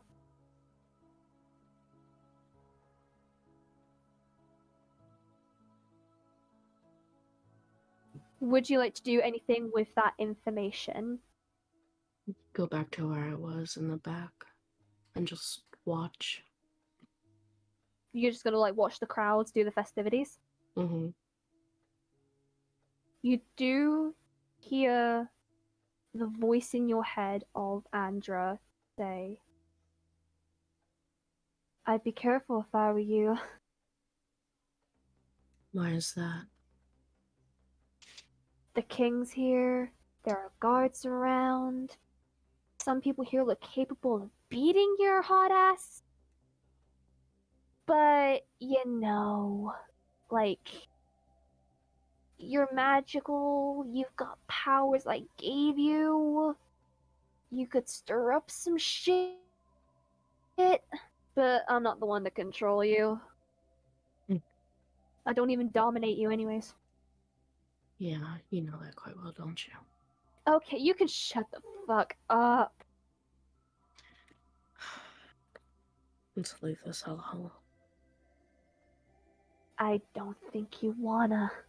Why? There's some shit about to happen. I'm gonna say this now. The Tiefling King's here. Fine. We'll continue This- to watch. This could be entertaining. You always want to watch some entertainment, don't you? And you need to get out of the underground. I run the place. It doesn't Now. matter where I go. Sit tight. We've got some entertainment to watch. Fine then. I would like all of you, and please place your results in VC chat so I don't have multiple voice at once, or what I'll do is I'll go down the VC one by one. I know Yami's currently AFK, so that's okay. I would like all of you, and keep your name in mind, number in mind, make a wisdom saving throw, please. I will go one by one and ask for your results. So let me know when you've rolled. Do I get any, like, disadvantage because of being charmed? Yes, you have disadvantage. Lovely. Because you are still charmed to this moment, which I completely forgot about. So, Zero's rolled, Ghost has rolled, Nightmare's rolled. You're okay. Karask, what did you roll? I got a 19. 19. Amanda? 3.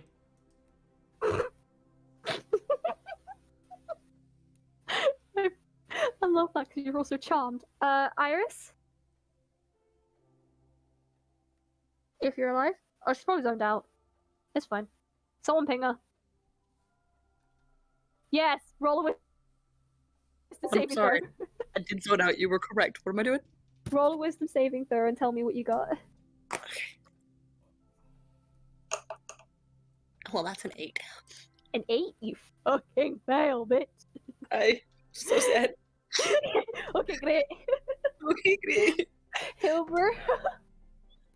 10. Jesus Christ. We're all dying. You're all dying. Matania. 19. Jesus Christ. What is with these rolls? I'll roll one for Yami. I know his I know his wisdom modifier is pretty shit.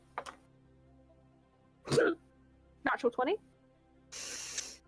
He's That's fine. crazy. He's fine. He's fine. Nat 20. Alexis. Alright. For all the people who rolled lower, so Amandal, Iris, and Hilbrew, please take 5 points of psychic damage. Well, shit. How do I take damage?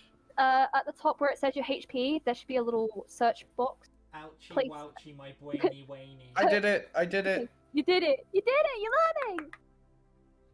I'm back, sorry. Oh, you're good. I rolled you a wisdom saving throw. You're fine. But pay attention for this.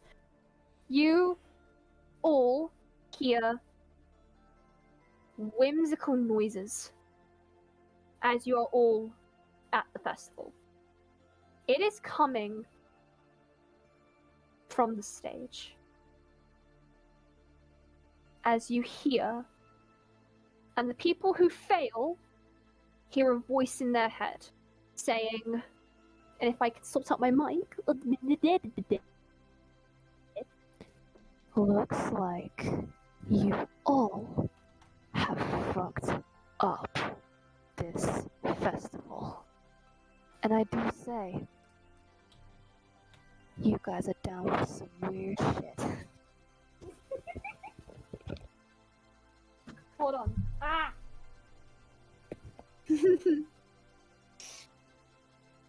What would everyone like to do? Panic, but not panic. Panic but not panic. You're panicking. Ah! I'd instinctively, like, fucking protect Senpai. You gonna protect Senpai. I'm gonna go into like fight or flight mode, leave the stage, find Nat, and start trying to figure out what the heck it was. You are Let's with Nat. Leave the dance floor, I meant, and go to. You are with him. Okay, I'm gonna just like stand 2 steps behind him and like, yeah, look around. The king and the princess are very weary of what's happening, but King Nat knows exactly what this is. Amanda, roll me a history check, please. Oh my god, okay. What's my history modifier? Ah, it's dog shite. Oh, well, that's still a 16. You recognize that voice. Whose voice is it? I will DM you on Discord. Ah! That's not good, that's not good, that's not good, that's not good, that's not good. No!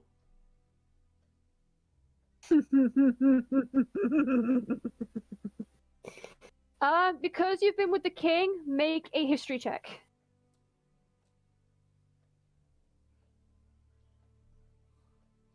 And tell me what you got. I got a 16. A 16. A. A 16? Yeah. You know who this is as well. Slay. I know something. Yay! Also, I will say that you and Amanda are like beside each other a bit because of the king. Hey, fist bump, bro. Yeah. I just put my massive fist out for a fist bump. Take 1 point bludgeoning damage. Yeah, take 1 point bludgeoning damage. So, the rest, no, Madonna, you didn't. Actually, no, you didn't. But the people who did have. So, for the people who recognize the voice, what is it you would like to do? Can I try to, what's the word? Suggest to the king that we get back inside and not outdoors? And like maybe tell the crowd to disperse because, yeah. You can tell him that. Like, I'm walking up to the king and like at his side I'll be like, I feel like that's our warning and we should get out of here and make sure No. He's here. Wait, am I near Nat and Iris? You are right beside them. Would me being charmed have any effect on it, or am I still, like, loyal to that? Euphoria told you to play along. Okay. So I just got... Is there anything you'd like me to do? Iris. My liege. We should get out of here. We're not leaving. Okay, but we He's should here. leave. Do you want to Wait. do this for your entire... Iris, Should I at least get rid of the crowd so then no one unnecessary gets hurt? keep them away from me. Oh, okay. I'll go grab some men. Don't worry. And I'm gonna run off to find a platoon to basically make a perimeter around that. Leah, father, grab the kid. Yes, I'll release her. I'll bring her here. As everyone, even all of you in the group, see Leah dart off as a blink of a star towards the palace.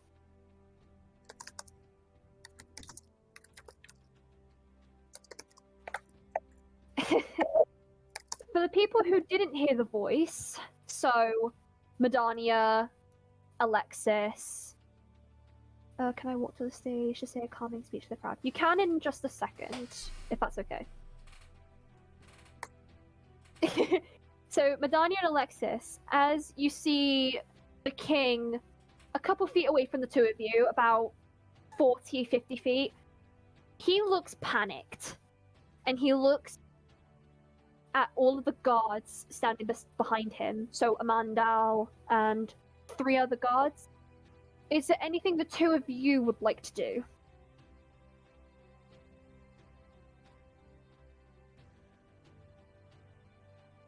Because you may let me know if you would like to or not. You may. What would you like to do if you walk towards him?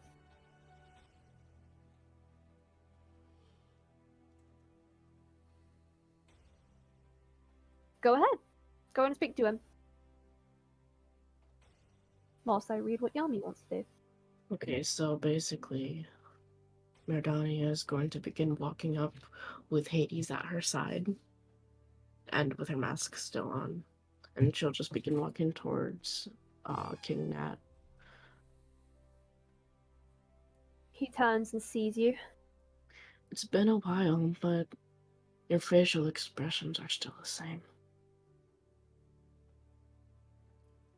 Who are you? Is your memory that bad? She take the mask off. Raven? Hello, Nat. Why... How are you here? What do you mean? I thought you died. I haven't heard from you in years. I've been somewhere. And that somewhere being? It doesn't matter right now. More so why you have that look on your face is why I'm here. Someone's here to trash the party. And I know who it is. Who?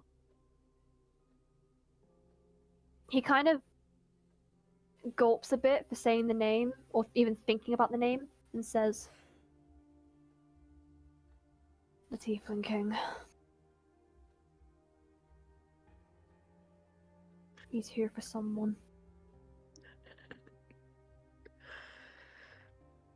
And you just made a whole speech about the war being over. It was to keep my people safe. I'm gonna ask this once.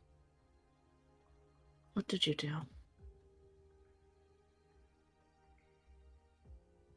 You remember 100 years ago when we saved Kala and Leah?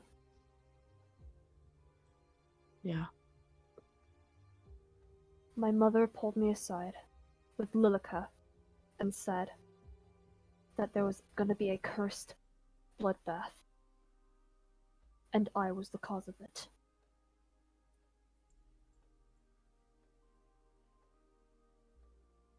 Mm.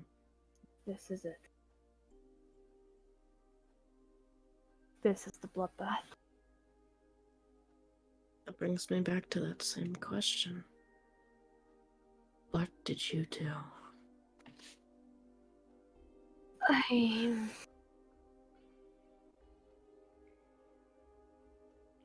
I may or may not have taken something from him. No. What did you take? His child.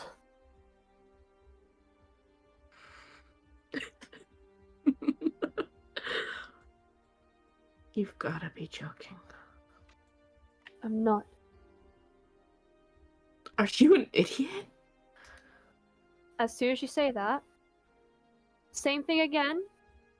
Instead of a wisdom saving throw, I would like a dexterity saving throw from everybody. Oh no. Especially Iris with disadvantage, since you are on the stage. So one by one, I will go down the VC again. Never mind. Sorry, you say Dex? Yes. Not slide. That is not slide. So, one by one, I'll go down the VC again. But this time, I'm not going down, I'm going up. Medania, you got a 12. Iris got an 11. Yami got a 17. A 10. 30-20. Where's Karask? You say, What'd you get? Sorry. What'd you get? Dex save, please. oh yeah, my bad. You actually, because you're further away in the crowd, you can do it with an advantage. Oh, okay, let me roll again then. Yes. Roll the second one. 30-20. 30-20? Yeah. I'll place that on VC for you. Alright. So, quite the mix of numbers. Holy guacamole. I'm gonna die before speaking. No, you're not. The people below a 15, so Medania, Iris, and Amandal, you all take 4 points of bludgeoning damage. Iris, because you are on the stage, you take double. You take 8. More damage. Whoa. Whoa! And not Slay. You feel the ground shake. Everyone that rolled above a 15, so Alexis, Hilbrew, and Krask, you are fine. You're just a little shaken up. You all see the end or the middle, the center of this stage tear into pieces and open this crater into the ground. And as soon as the one singular crack starts appearing, you hear a maniacal laugh. Iris, you are fine. You would have fallen off the stage, which meant double the bludgeoning. Which, don't worry, you are right beside the king, so you are fine. Everyone hears this echoing. No, not more damage, just the 8 that you took. You all hear this echoing laughter. It's so maniacal and distorted and evil. The people who know who this is know exactly what is about to go down. You see appearing, levitating into this air, a massive tiefling king. I will place an image of it into NPC list, but I will describe it in just a second. Give me one moment whilst I find it. Where is the tiefling king? Where is the tiefling king? If someone has an image of it, please place it in VC chat. I know I've sent it to like 2 people. Just so I know who it is. Because I have so many images of tieflings that I need help. But in all fairness, you see towering. Thank you! That one. You see a hunking figure. Tall, like way taller than the half-orcs in this group. He has grey skin, this rustic, regal armor with a crimson red cape flowing down, ripped at the end. That makes it look like this cape was bitten by a gang of wolves and so forth. And you see his face all scratched up with scars and fresh cuts, bruised skin, these bright, piercing, ruby blood red eyes staring down at King Natt. You see him towering up in the air as he looks pissed. And he echoes into the crowd. Where is my daughter, Natt? As Natt looks up, visibly shaking, and says, You don't want to see her now. You do not want to see her. I promise you. I do not give a fuck. What would everyone like to do? I would like to know as soon as possible. Thank you. Defend the king! Defend the king? While he's defending the king, I'm gonna start trying to push the crowd back, giving him some space, ushering them towards the walls. I'm just gonna tell Senpai to go back to the tavern. She will immediately start running.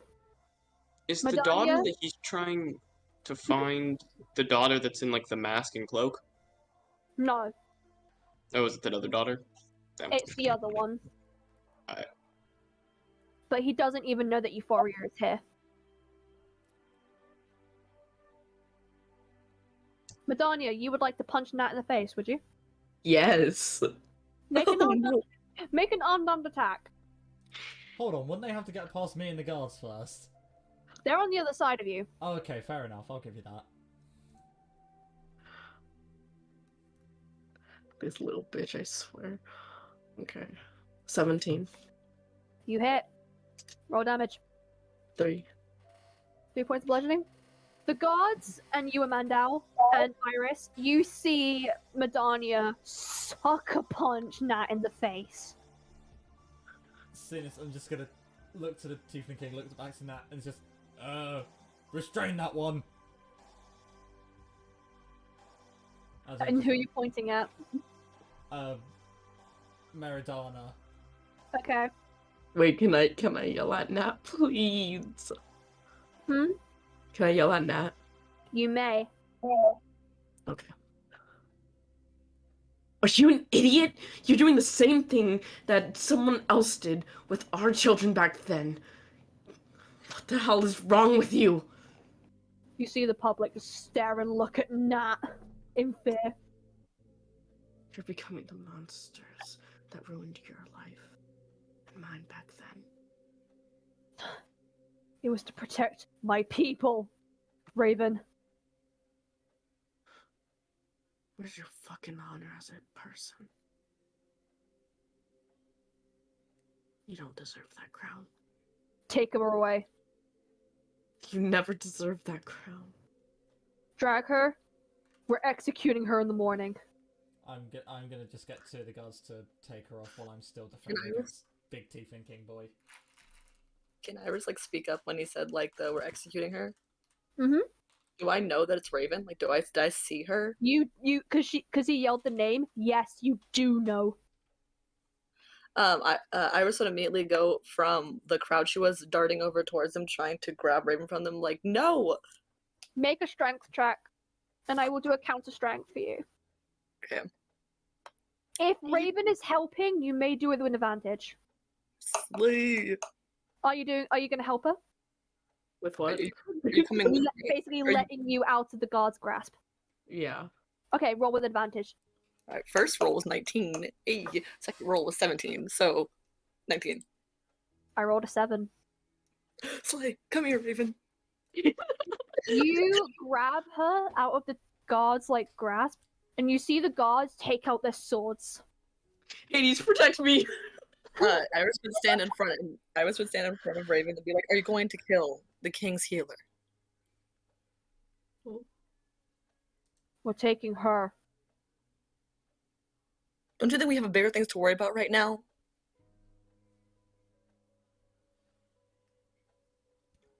So, as much as honor and that is concerned, we can forget it. Surely, my liege. He looks at Medania and says, "We'll talk about this later."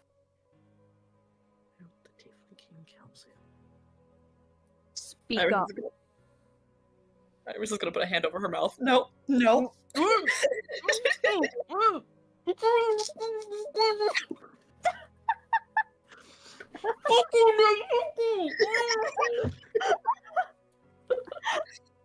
Raven, Iris, take a point of inspiration. Yay! Yes! At the same time, wait, hold on, I'm reading chat. Crass would mumble to his lantern before snickering to himself. Okay, all good. Alexis is going to get himself to an elevated place. Easily done. Hilber's going to make his way to the stage. Oh.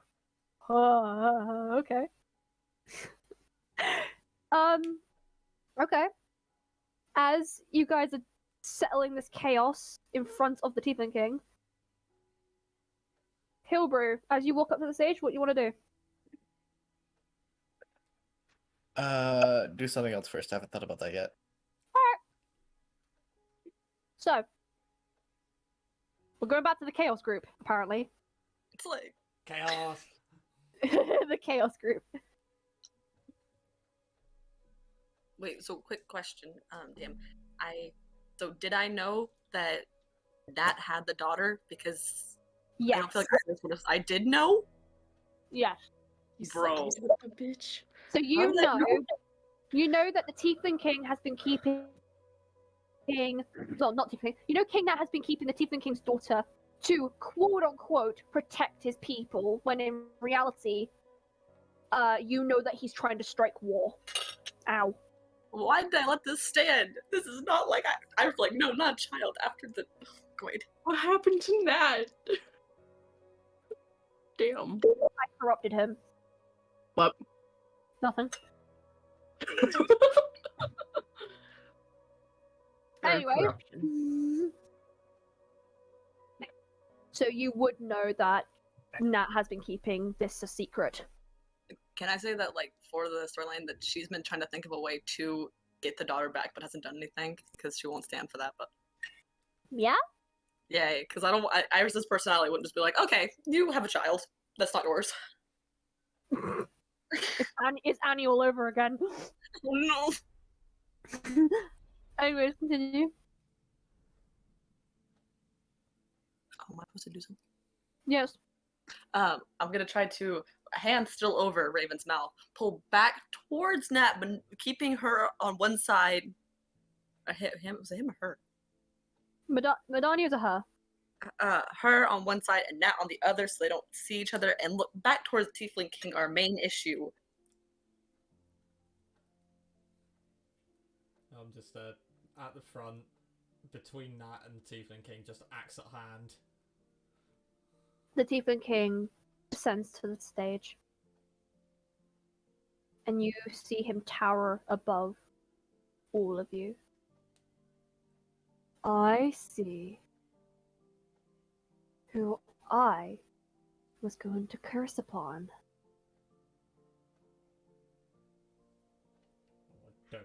curses.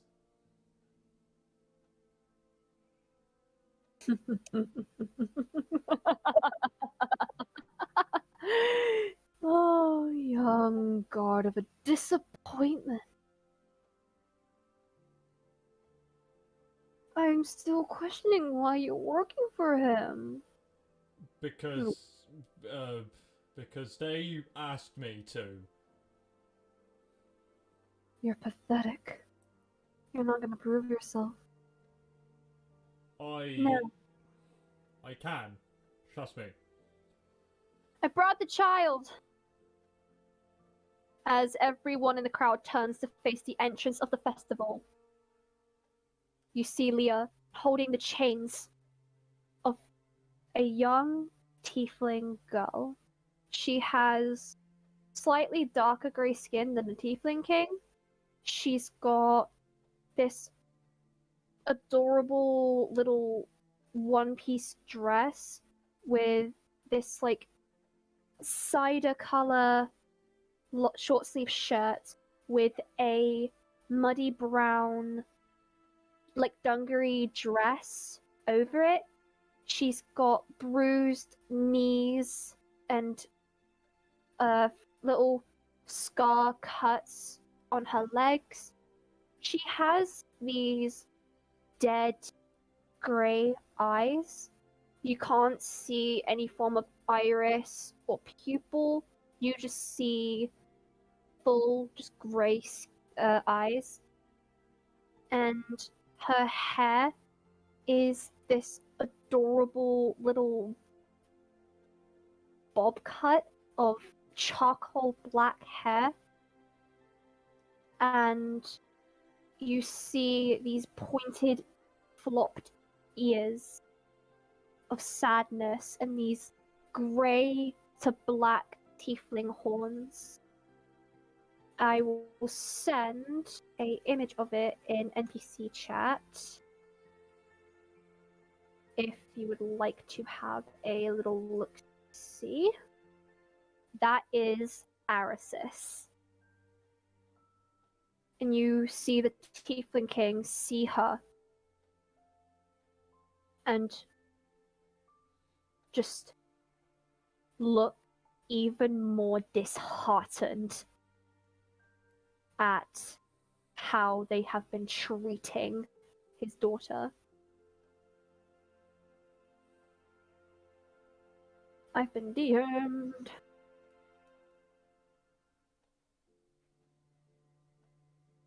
Would anyone like to do anything? May I, actually, I was gonna say may I go to the daughter, but I don't know if it's a good idea leaving Raven next to Nat. No, please go ahead, do it. You know what? At this point, Nat deserves what comes to him.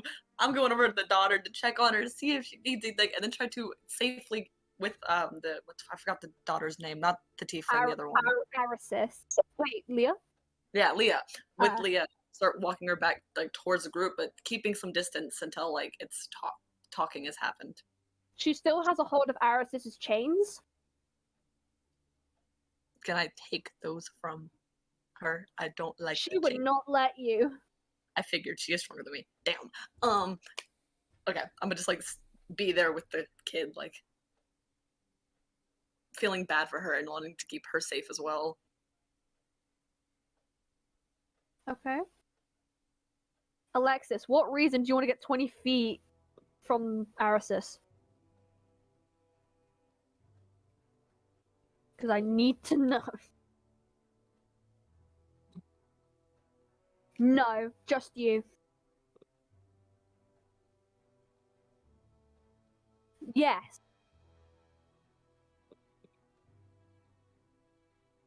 You can do that. You can say that in character. You're talking to me? Yes. Alright. Alright, so I jump next to Amandel and be like, hey, brother, what the hell's going on here? Something that I really can't describe. I just point my axe towards it. It's like, try and work it out for yourself. God damn it. You know we can only think straight when we put our heads together. Although I have a feeling that something bad is going to happen, like very bad. Yeah, probably. I already sent Senpai back to the tavern, so she will be fine. I'm surprised. The disappointment of a guard has made a friend. I'm not a disappointment. Who was the Yeah, one he's almost a demoted great wingman. from his guard? I say that again? Who was the one that was almost demoted from their guard? Stupid mistakes happen. I mean, look at you. You exist. That was a stupid mistake. Make a strength saving throw. Yo, I'm good at them. Fuck, that's a 9. No, I'm burning my inspiration point. Thank God, 21. Here we go. Now, where's that spell? Oh, please tell me I succeed! You feel something wrap around your neck. Oh no. This fiery tentacle. It burns a little bit, but not enough to hurt you. It lifts you up 30 feet into the air to go to his level. Oh my god. Everyone in the civilian crowd runs in fear. And he looks at you, pulling you closer to him. And he looks at you and says, "At least I have power. At least I have a purpose. At least I have a family." And chucks you back down to the ground. Oh my god, how much damage am I taking? Can I With the- catch him? With the strength save, you don't take damage. Oh, okay, I just make a crater. Yeah, you make a small Just- dent in the ground. Just... And also because, yes, Hilbert, you can kind of catch him. Yeah. I'm just gonna let that... Oh, that didn't go well. Karask, you feel a hand on your shoulder.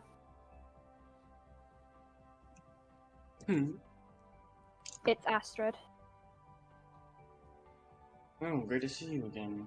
Now's the time. We need to do it. I am. Lead the way. To the clock tower. As she just darts off towards the clock tower. You'd follow her. You see everyone in your little liberation kind of get their stuff prepared. And Joseph turns to you and says, "Well, now's the time to shine. Of course. Do what Suit you up. do best. About to blow this popsicle stand. Just don't kill the royal." Hey, You I can't help promise. it. They ain't susceptible to fire. I'm joking. I won't. Now. Boom. Well, Go on, Firefly. aye. So you just want me to burn as much stuff as possible, essentially? Just do what you do best. So that's a yes. You've been training. Yeah. As he says that, he's gonna like flick. He's gonna like snap his fingers and like I don't know, like a pair of like almost like king like cards would appear in his hand, but each one is like flaming. What do you think of Joseph? Ace high, maybe king pair. Sounds perfect to me. As he's kind of like shuffling them in his hands. Is there any buildings that are made primarily of wood near me? The majority of the stalls are made of wood, and there is the stable that is also made of wood. Oh, we're going to the stable. God, that's heavy. Shit, That is man. literally just down the hill of the clock tower. As he sees the stable, he'll kind of like pop a card out of the like pile and kind of like grab it into his hand. Ace high. And as he says this, he's gonna like kind of, I mean, how you throw a card, but it's gonna go straight instead of like turn like usually card throwers do. I mean, it's just essentially firebolt as he kind of throws it somewhere near the stables, preferably out one of the areas where there's a lot of hay and wood. As he begins to start some blazes. Astrid kind of like comes with you to like assist you, and she then flicks her hand, and instead of the whole hand from the wrist, you see this opalescent into a blue bright flame engulf her hand. Nice. And you then see her swing her hand and shoot it towards the stage. Not enough to obviously do the promise to kill anyone that's like important, but just enough to stir up chaos.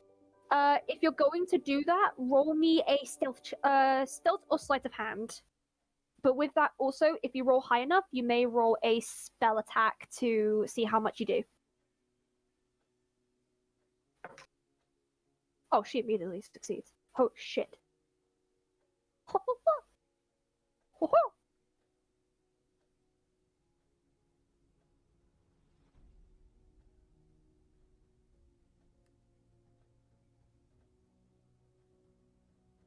So go ahead and roll me a, well, either a stealth or sleight of hand check.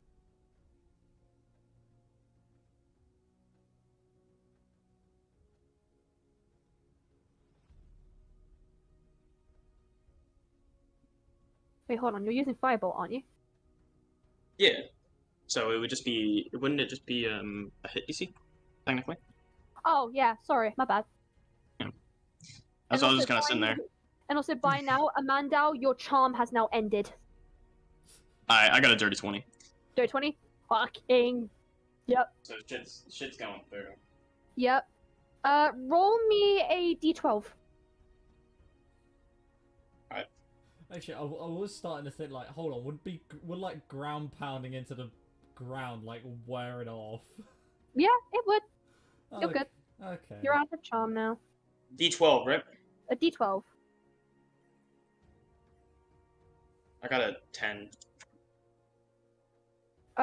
With a 10. That's quite the, blaze. As you hit, and like the flame engulfs the stable, you then see it rapidly just engulf the whole thing and around it. And it even goes to the next couple of stalls in the festival. You have set an entire blaze. Beautiful. Let's set another one, shall we? We'll turn to more stalls. Be careful, think you might he's- get caught. Astrid, I hope I get caught. Anyways, What reason? what reason? I make a lasting impact. That's my reason. And I was joking. I will never get caught. You can try. You'll make just like a. He's right there. Let's make a second card. Yes. It's just shoots it to more stalls. Mhm. Try to roll the same things basically again. Yes. Yeah. For that, 24, not nat. For hit, and Oh then my god. for Roll another d12. D12, only a 5, so it's not as flammable, but Decent, but not as much. it's just not as flammable. Everyone else, you do see just random balls of setting alight to these stalls, but you cannot tell where it's coming from because there's so much fire. What would you guys like to do, one by one? So, hold on, I will... So what would everyone else like to do? It's a case of getting up and checking over everything and then getting back to duty. Sorry? Just, obviously, getting up from being slammed into the stonework of the floor and then going back to protecting the king. You do see flame. Oh, The Tiefling King looks around at the flames and just levitates in the air, smiling. I'm just gonna walk over to Nat. I think it best we go inside, my liege.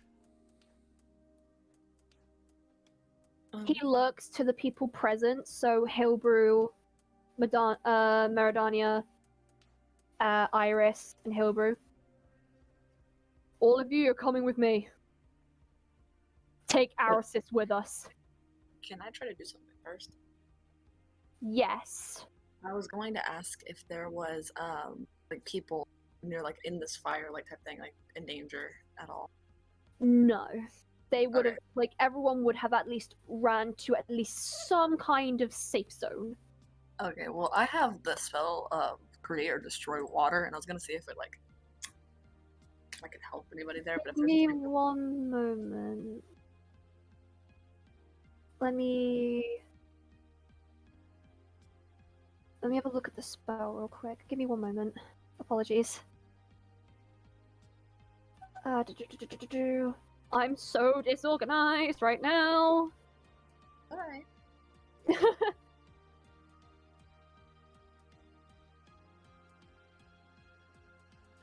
You create or destroy water. You either create or destroy water. Create water, you create up to 10 gallons of clean water within range in an open container. Alternatively, the water falls as rain in a 30-foot cube within range, extinguishing exposed flames in the area. Destroy water, you destroy up to 10 gallons of water in it. So I was gonna like run that way, create like the rain, so that if anybody's getting hurt by it. You would only be able to extinguish at least a quarter of the fire. Okay, that's probably not worth because it'll probably just spread back anyways. Okay. I just want to make sure nobody was getting hurt. If no one is, I'll go with the group.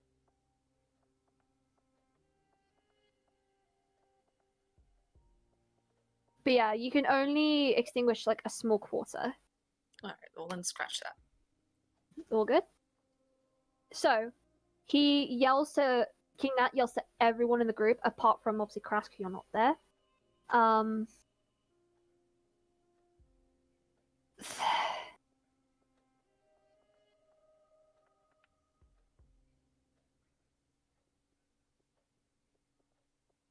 Okay. So yeah, do you all, apart from Karask, follow him? Yes, I do at least. Yeah. Yes. Alexis, do you follow? I am going to follow. You're gonna follow? Okay. Of course, yeah. Medania, do you follow?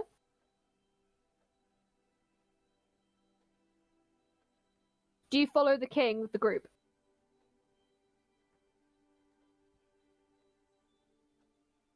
Nat. True, you kind of have to. I forgot about that. Sorry, I'm very dizzy brain today. Sorry.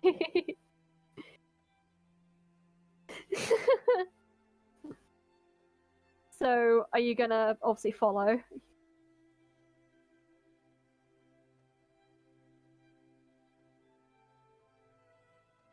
Okay. So, as you all head to the palace, we'll cut back to Caress.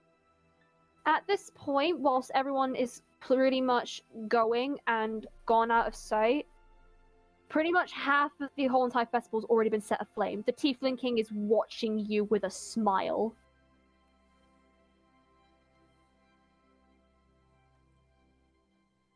As I look at the Tiefling King, I mean, I'm probably smiling while I'm doing this, but my smile would quickly fade as I kind of stare at him.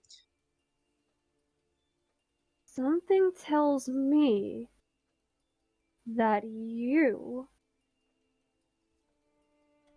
have been doing all this.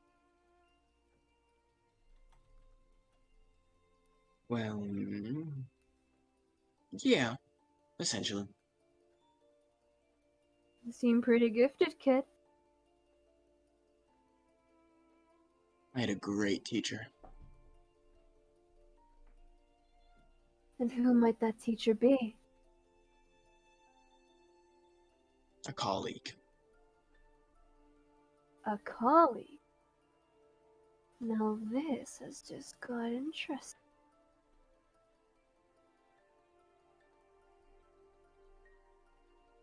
Anyways, your appearance here was really kind of a shame. I want to say from a opinion from someone that does not want to go to war anymore, you showing up here, trying to forcibly get your daughter back was not the move. Whatsoever, even. I'm gonna get her back. And this was not how you were going to do it.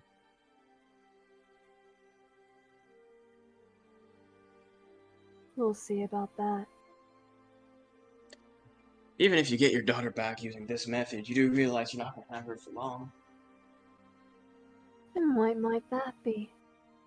Every other kingdom in Allderra, the second they learned that you forcibly came into someone else's kingdom, took their daughter, and basically waged war for it, they're not going to like that because, I'm sorry to tell you, but a lot of people like King Natt. And by going against him like this, you're becoming public enemy #1. You're going to have the entire, essentially, continent all on top of you by the end of the month if you do this, and you don't have the forces to take that kind of stuff, and I know what kind of forces you have. Do you know who I am? Yeah, do you know who I am? I know you lived in the slums because you're a petty little kid. Right. But life hands out favors.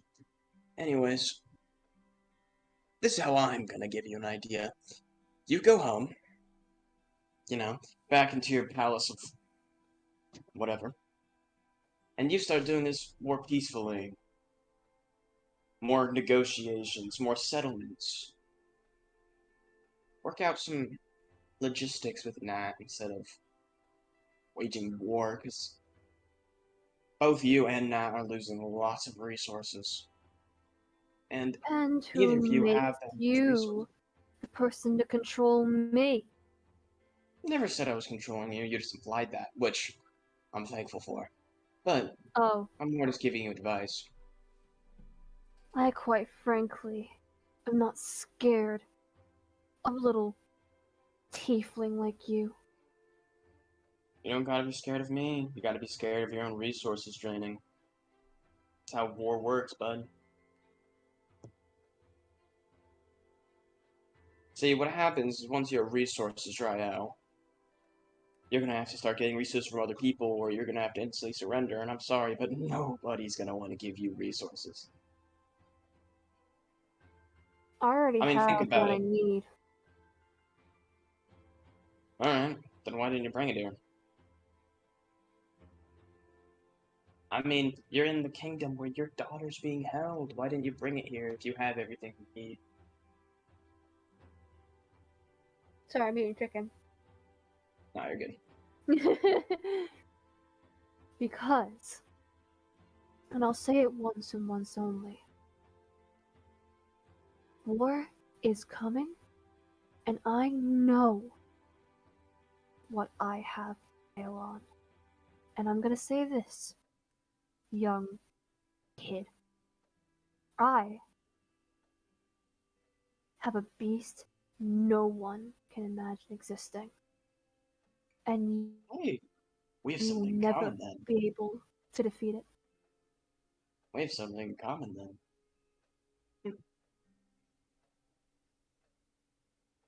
And what might that be? What you just said. Can't imagine it existing. No one can beat it. Yeah, basically the same thing. See, What makes you think I can't be a little kid like you? well, nothing right now. But here's the predicament you find yourself in. You can wage war all you like, but for every king, every queen in a deck, there's always the ace, the third party, the third group who always is able to trump the two others. You're playing chess, I'm playing poker. Two different games, And mine's a lot easier. And you think you can stop me? Yeah, I'm pretty confident now. He kind of like goes down on one knee and leaning closer to you. I'd like to see you try when war strikes tomorrow. The king taking away that group? Yeah, Dang, run along to them. it ain't gonna take a day, but here, let's shake on it. Let's make a little bet. If you win the war, I don't know, I'll give you my beast. If I win, well, you'll probably be dead. So, it's a pretty fun bet for me.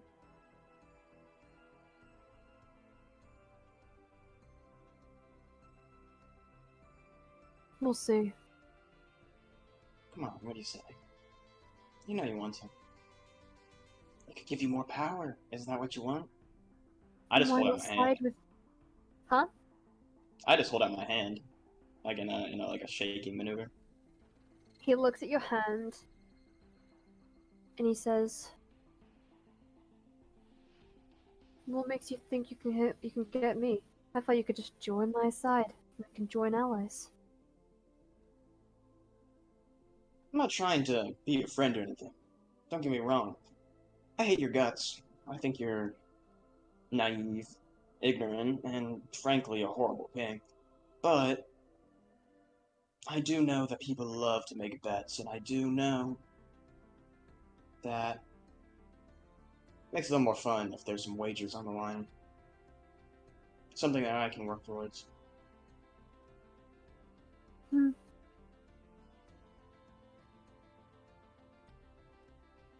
He takes your hand and shakes it.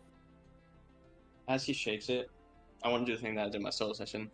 As Oh my out of my god. basically forearm, a giant fiery red hand also comes out and basically grabs on top of the handshake and also shakes his hand. Oh, it's not what I was thinking. Okay.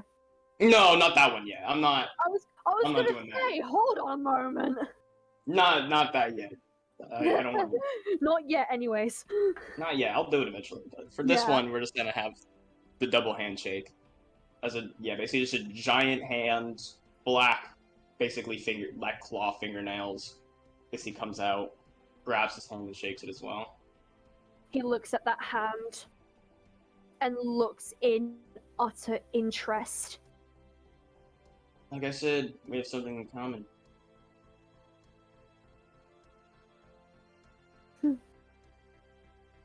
Now, run along and make another bet with the other king. See who wins.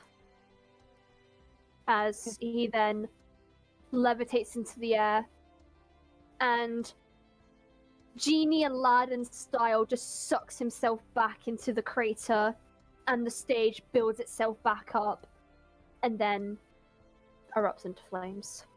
You are now surrounded by a flaming festival.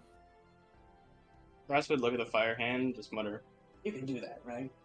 The hand would just kind of move its wrist in like a yes way, like nod before it disappears. Thought so. Anyways, Then what would you like to do? let's see what I have. Let's see what I have in my hand. Yeah, so is it like a circular formation around me? As in, Like the fire that's kind of surrounding me. you are kind of... How do I word it? You are kind of... You're at the stage, which is the center of the festival. The flames engulfing each stall is in a massive ring, except for the entrance of the festival. Alright. Then I think he's just gonna have to kind of wander towards the entrance of the festival. I'm not trying to fucking burn to death here. So, or so just... You can easily do that. Yeah, that's probably what I'm gonna do. And then, where you want to go? Probably regroup with my people. They are I'm at the thinking. clock tower on the other side. Then I'm gonna have to get to the other side. I mean, I have You control will flames, so... I have control flames. So if I really need to, I can move fire. Yeah, that works. It's not a ton, but if I just use it sporadically, I can. You can easily regroup with your people. Yep, I'm gonna do that. We'll cut to the other group now. Let's crack my knuckles for this. Oh, that was great. Oh no. So, the other people. To some of you, you immediately recognize this palace. The only person who doesn't know this place is Alexis.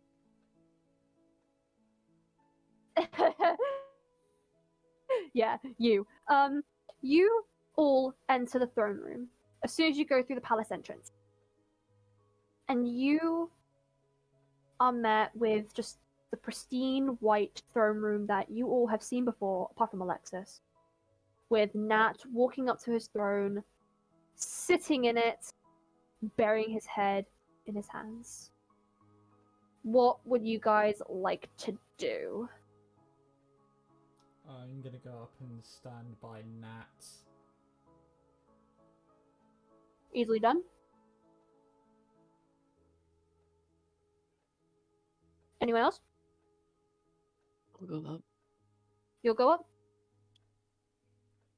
I'll just stand in front of Nat, looking really disappointed at him. Okay. Iris, you're in the throne room now. What do you want to do? What would you like to do, anyways? Also walk up to Nat. Yeah. And look disappointed. Very. Okay. I'm gonna plop my ass down and say crisscross applesauce. What? You know crisscross applesauce? Never heard of that saying in my life. Wait, really? What the hell? Mm-mm. Cross-legged. Yeah, sitting cross-legged. You know what that means? On the Oh, ground. yeah. Yeah, I know what that Yeah. is. I'm just gonna squat my ass down. Alright. So, as all of you are kind of like surrounding Nat, he just buries his head in his hands and then looks at Leah down the staircase and says, "Take her back to the dungeons, we don't need her anymore." And then just continues to bury his head in his hands. Wait, is he about the daughter? Hmm? Is he talking about like the daughter? Yes. Iris is going to speak up. Go on. She's gonna walk towards like the dot where it's at, trying to like stand in the way to like slow him down. Be like, does she really need to go back? She's been there long enough. Look at the way she's standing right now. This is not the treatment that a child deserves. You don't know what's been coming for these last couple of years, Iris. Did she do it? Did the kid bring that onto you?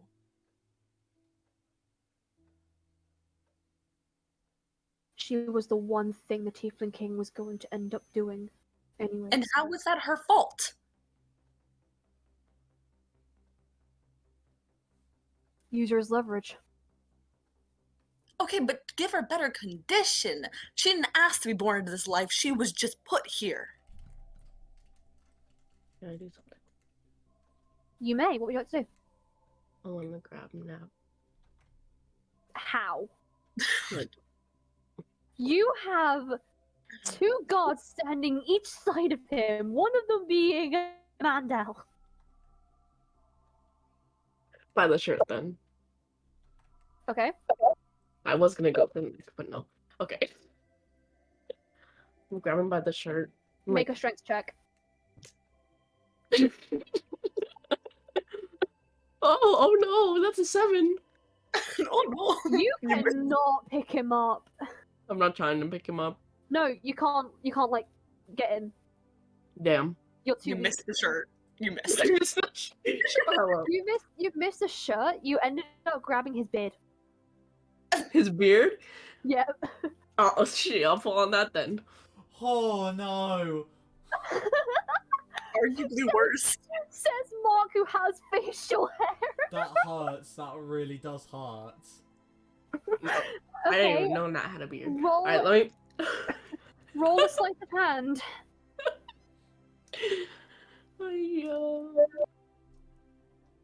15. when you grab his beard instead of his shirt, let me calculate something real quick. Okay. how You much end up damage? You end up taking out 8 strands of hair, Oh, and that he hurts. he just Good. squeals in pain, like ah. What? Okay. I'm basically gonna like lean in towards him and just stare him dead in the eye. He's got wide eyes, just staring at you, like I'm going to lower my axe just towards him. I'm not doing anything, but it's just a case of if you do anything, I will cut your head off. Okay.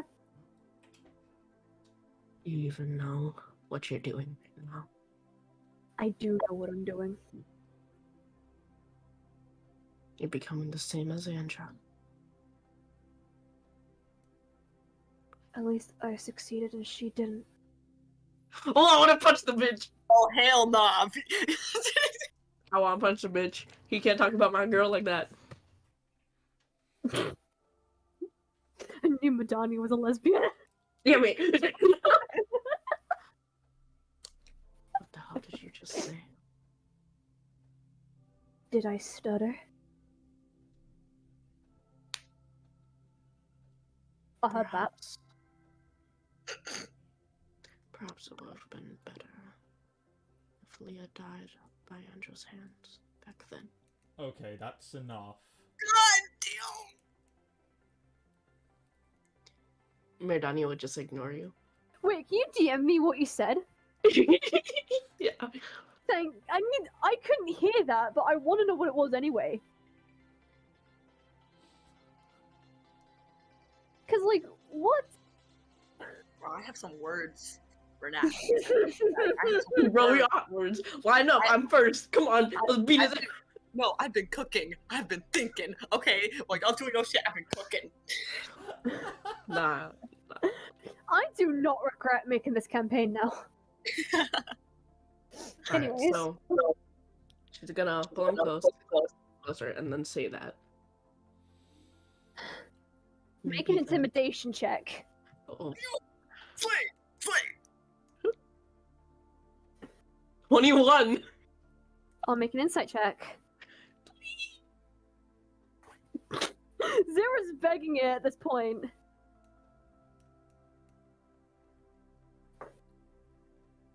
You fucking kidding me? I retire my spot as the dungeon master. I rolled a fucking natural 1. Yes. Oh, no, thank you. Thank you. I love you. I'll give you kisses later. Koji better marry Noelle in law. Anyways, Nat looks like he's about to fucking shit his pants at you. So after saying that, she'd pull him closer. Maybe then you'd have some amount of respect for yourself. Let me go, Raven.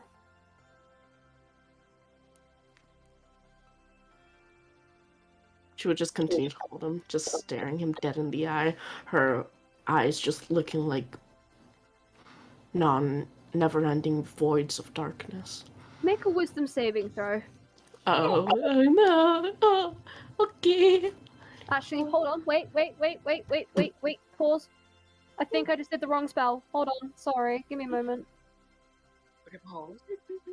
Sorry. I think I've just done the wrong spell. It's okay. I got a nat 1. No, don't worry about that. No, don't count that. I'm sorry. I think I just did the wrong spell. Is it wisdom? Or is it wisdom or is it con? Which spell is it? I hope. Hold on. Raven's Oh no, I said it right. I was doing suggestion. Wisdom. Yeah, nat 1. She's back, guys.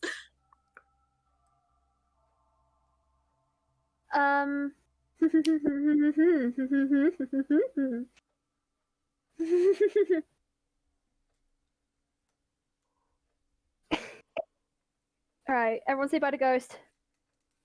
Oh, bye. Oh, Bye. Well, Even though you already left. Okay, so, I just realized Nat doesn't know what actually happened to Alos and Kala. Kala. Yeah. Yeah. I should reveal it. So you feel someone grab hold of you. Hi, phone. Sorry, my mom's wondering what time this ends. Love you, mother dearest.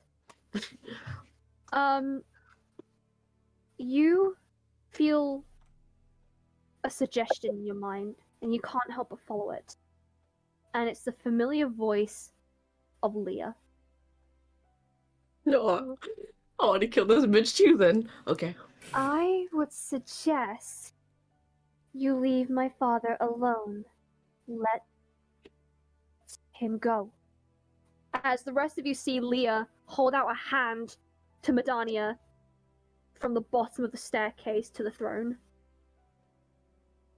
Radania would let go of him. I should send Hades at her. No, I'm kidding. No. Can I say something to her? I won't. To who? To Leah. Yeah. And I suggest you leave her alone, because once upon a time, we risked our life to save yours. Amen.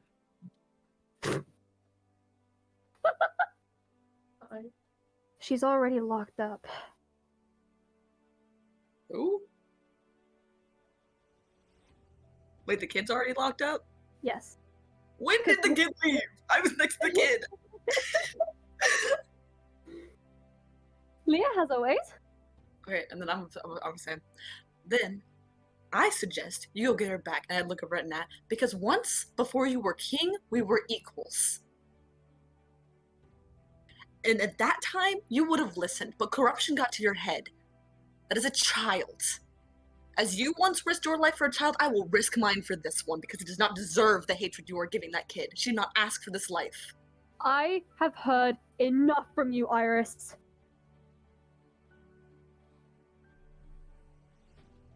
I do not respect your tongue right now. And at this time, I do not respect you. Because this is not the man I offered and willingly went to follow you 2 steps behind wherever you went to heal a little bitty paper cut if you needed me to. But if you're gonna act like this, then I take the roll and throw it away. She take the diamond out of her bag and throw it at him. Forget saving your life if you need it. I will leave. Have your land back. But I will not follow this willingly. This is not what you said was happening to that little girl. If you allow me to fucking explain my shit, then I will. I will tell you and the people here why I have summoned you here. Do you understand me? Hurry up and explain then. Then I'll tell you. And that is where we're going to leave it tonight. No! Oh my god. Iris popping off. Hold on. For real. Does that Oh, iron land Iris. near me? I need that answer first. It did land near you. Can I pick it up? Yes, you may. Yeah. Oh my god, I'm shaking and I'm tearing up. Welcome throw to it. You did Allderra.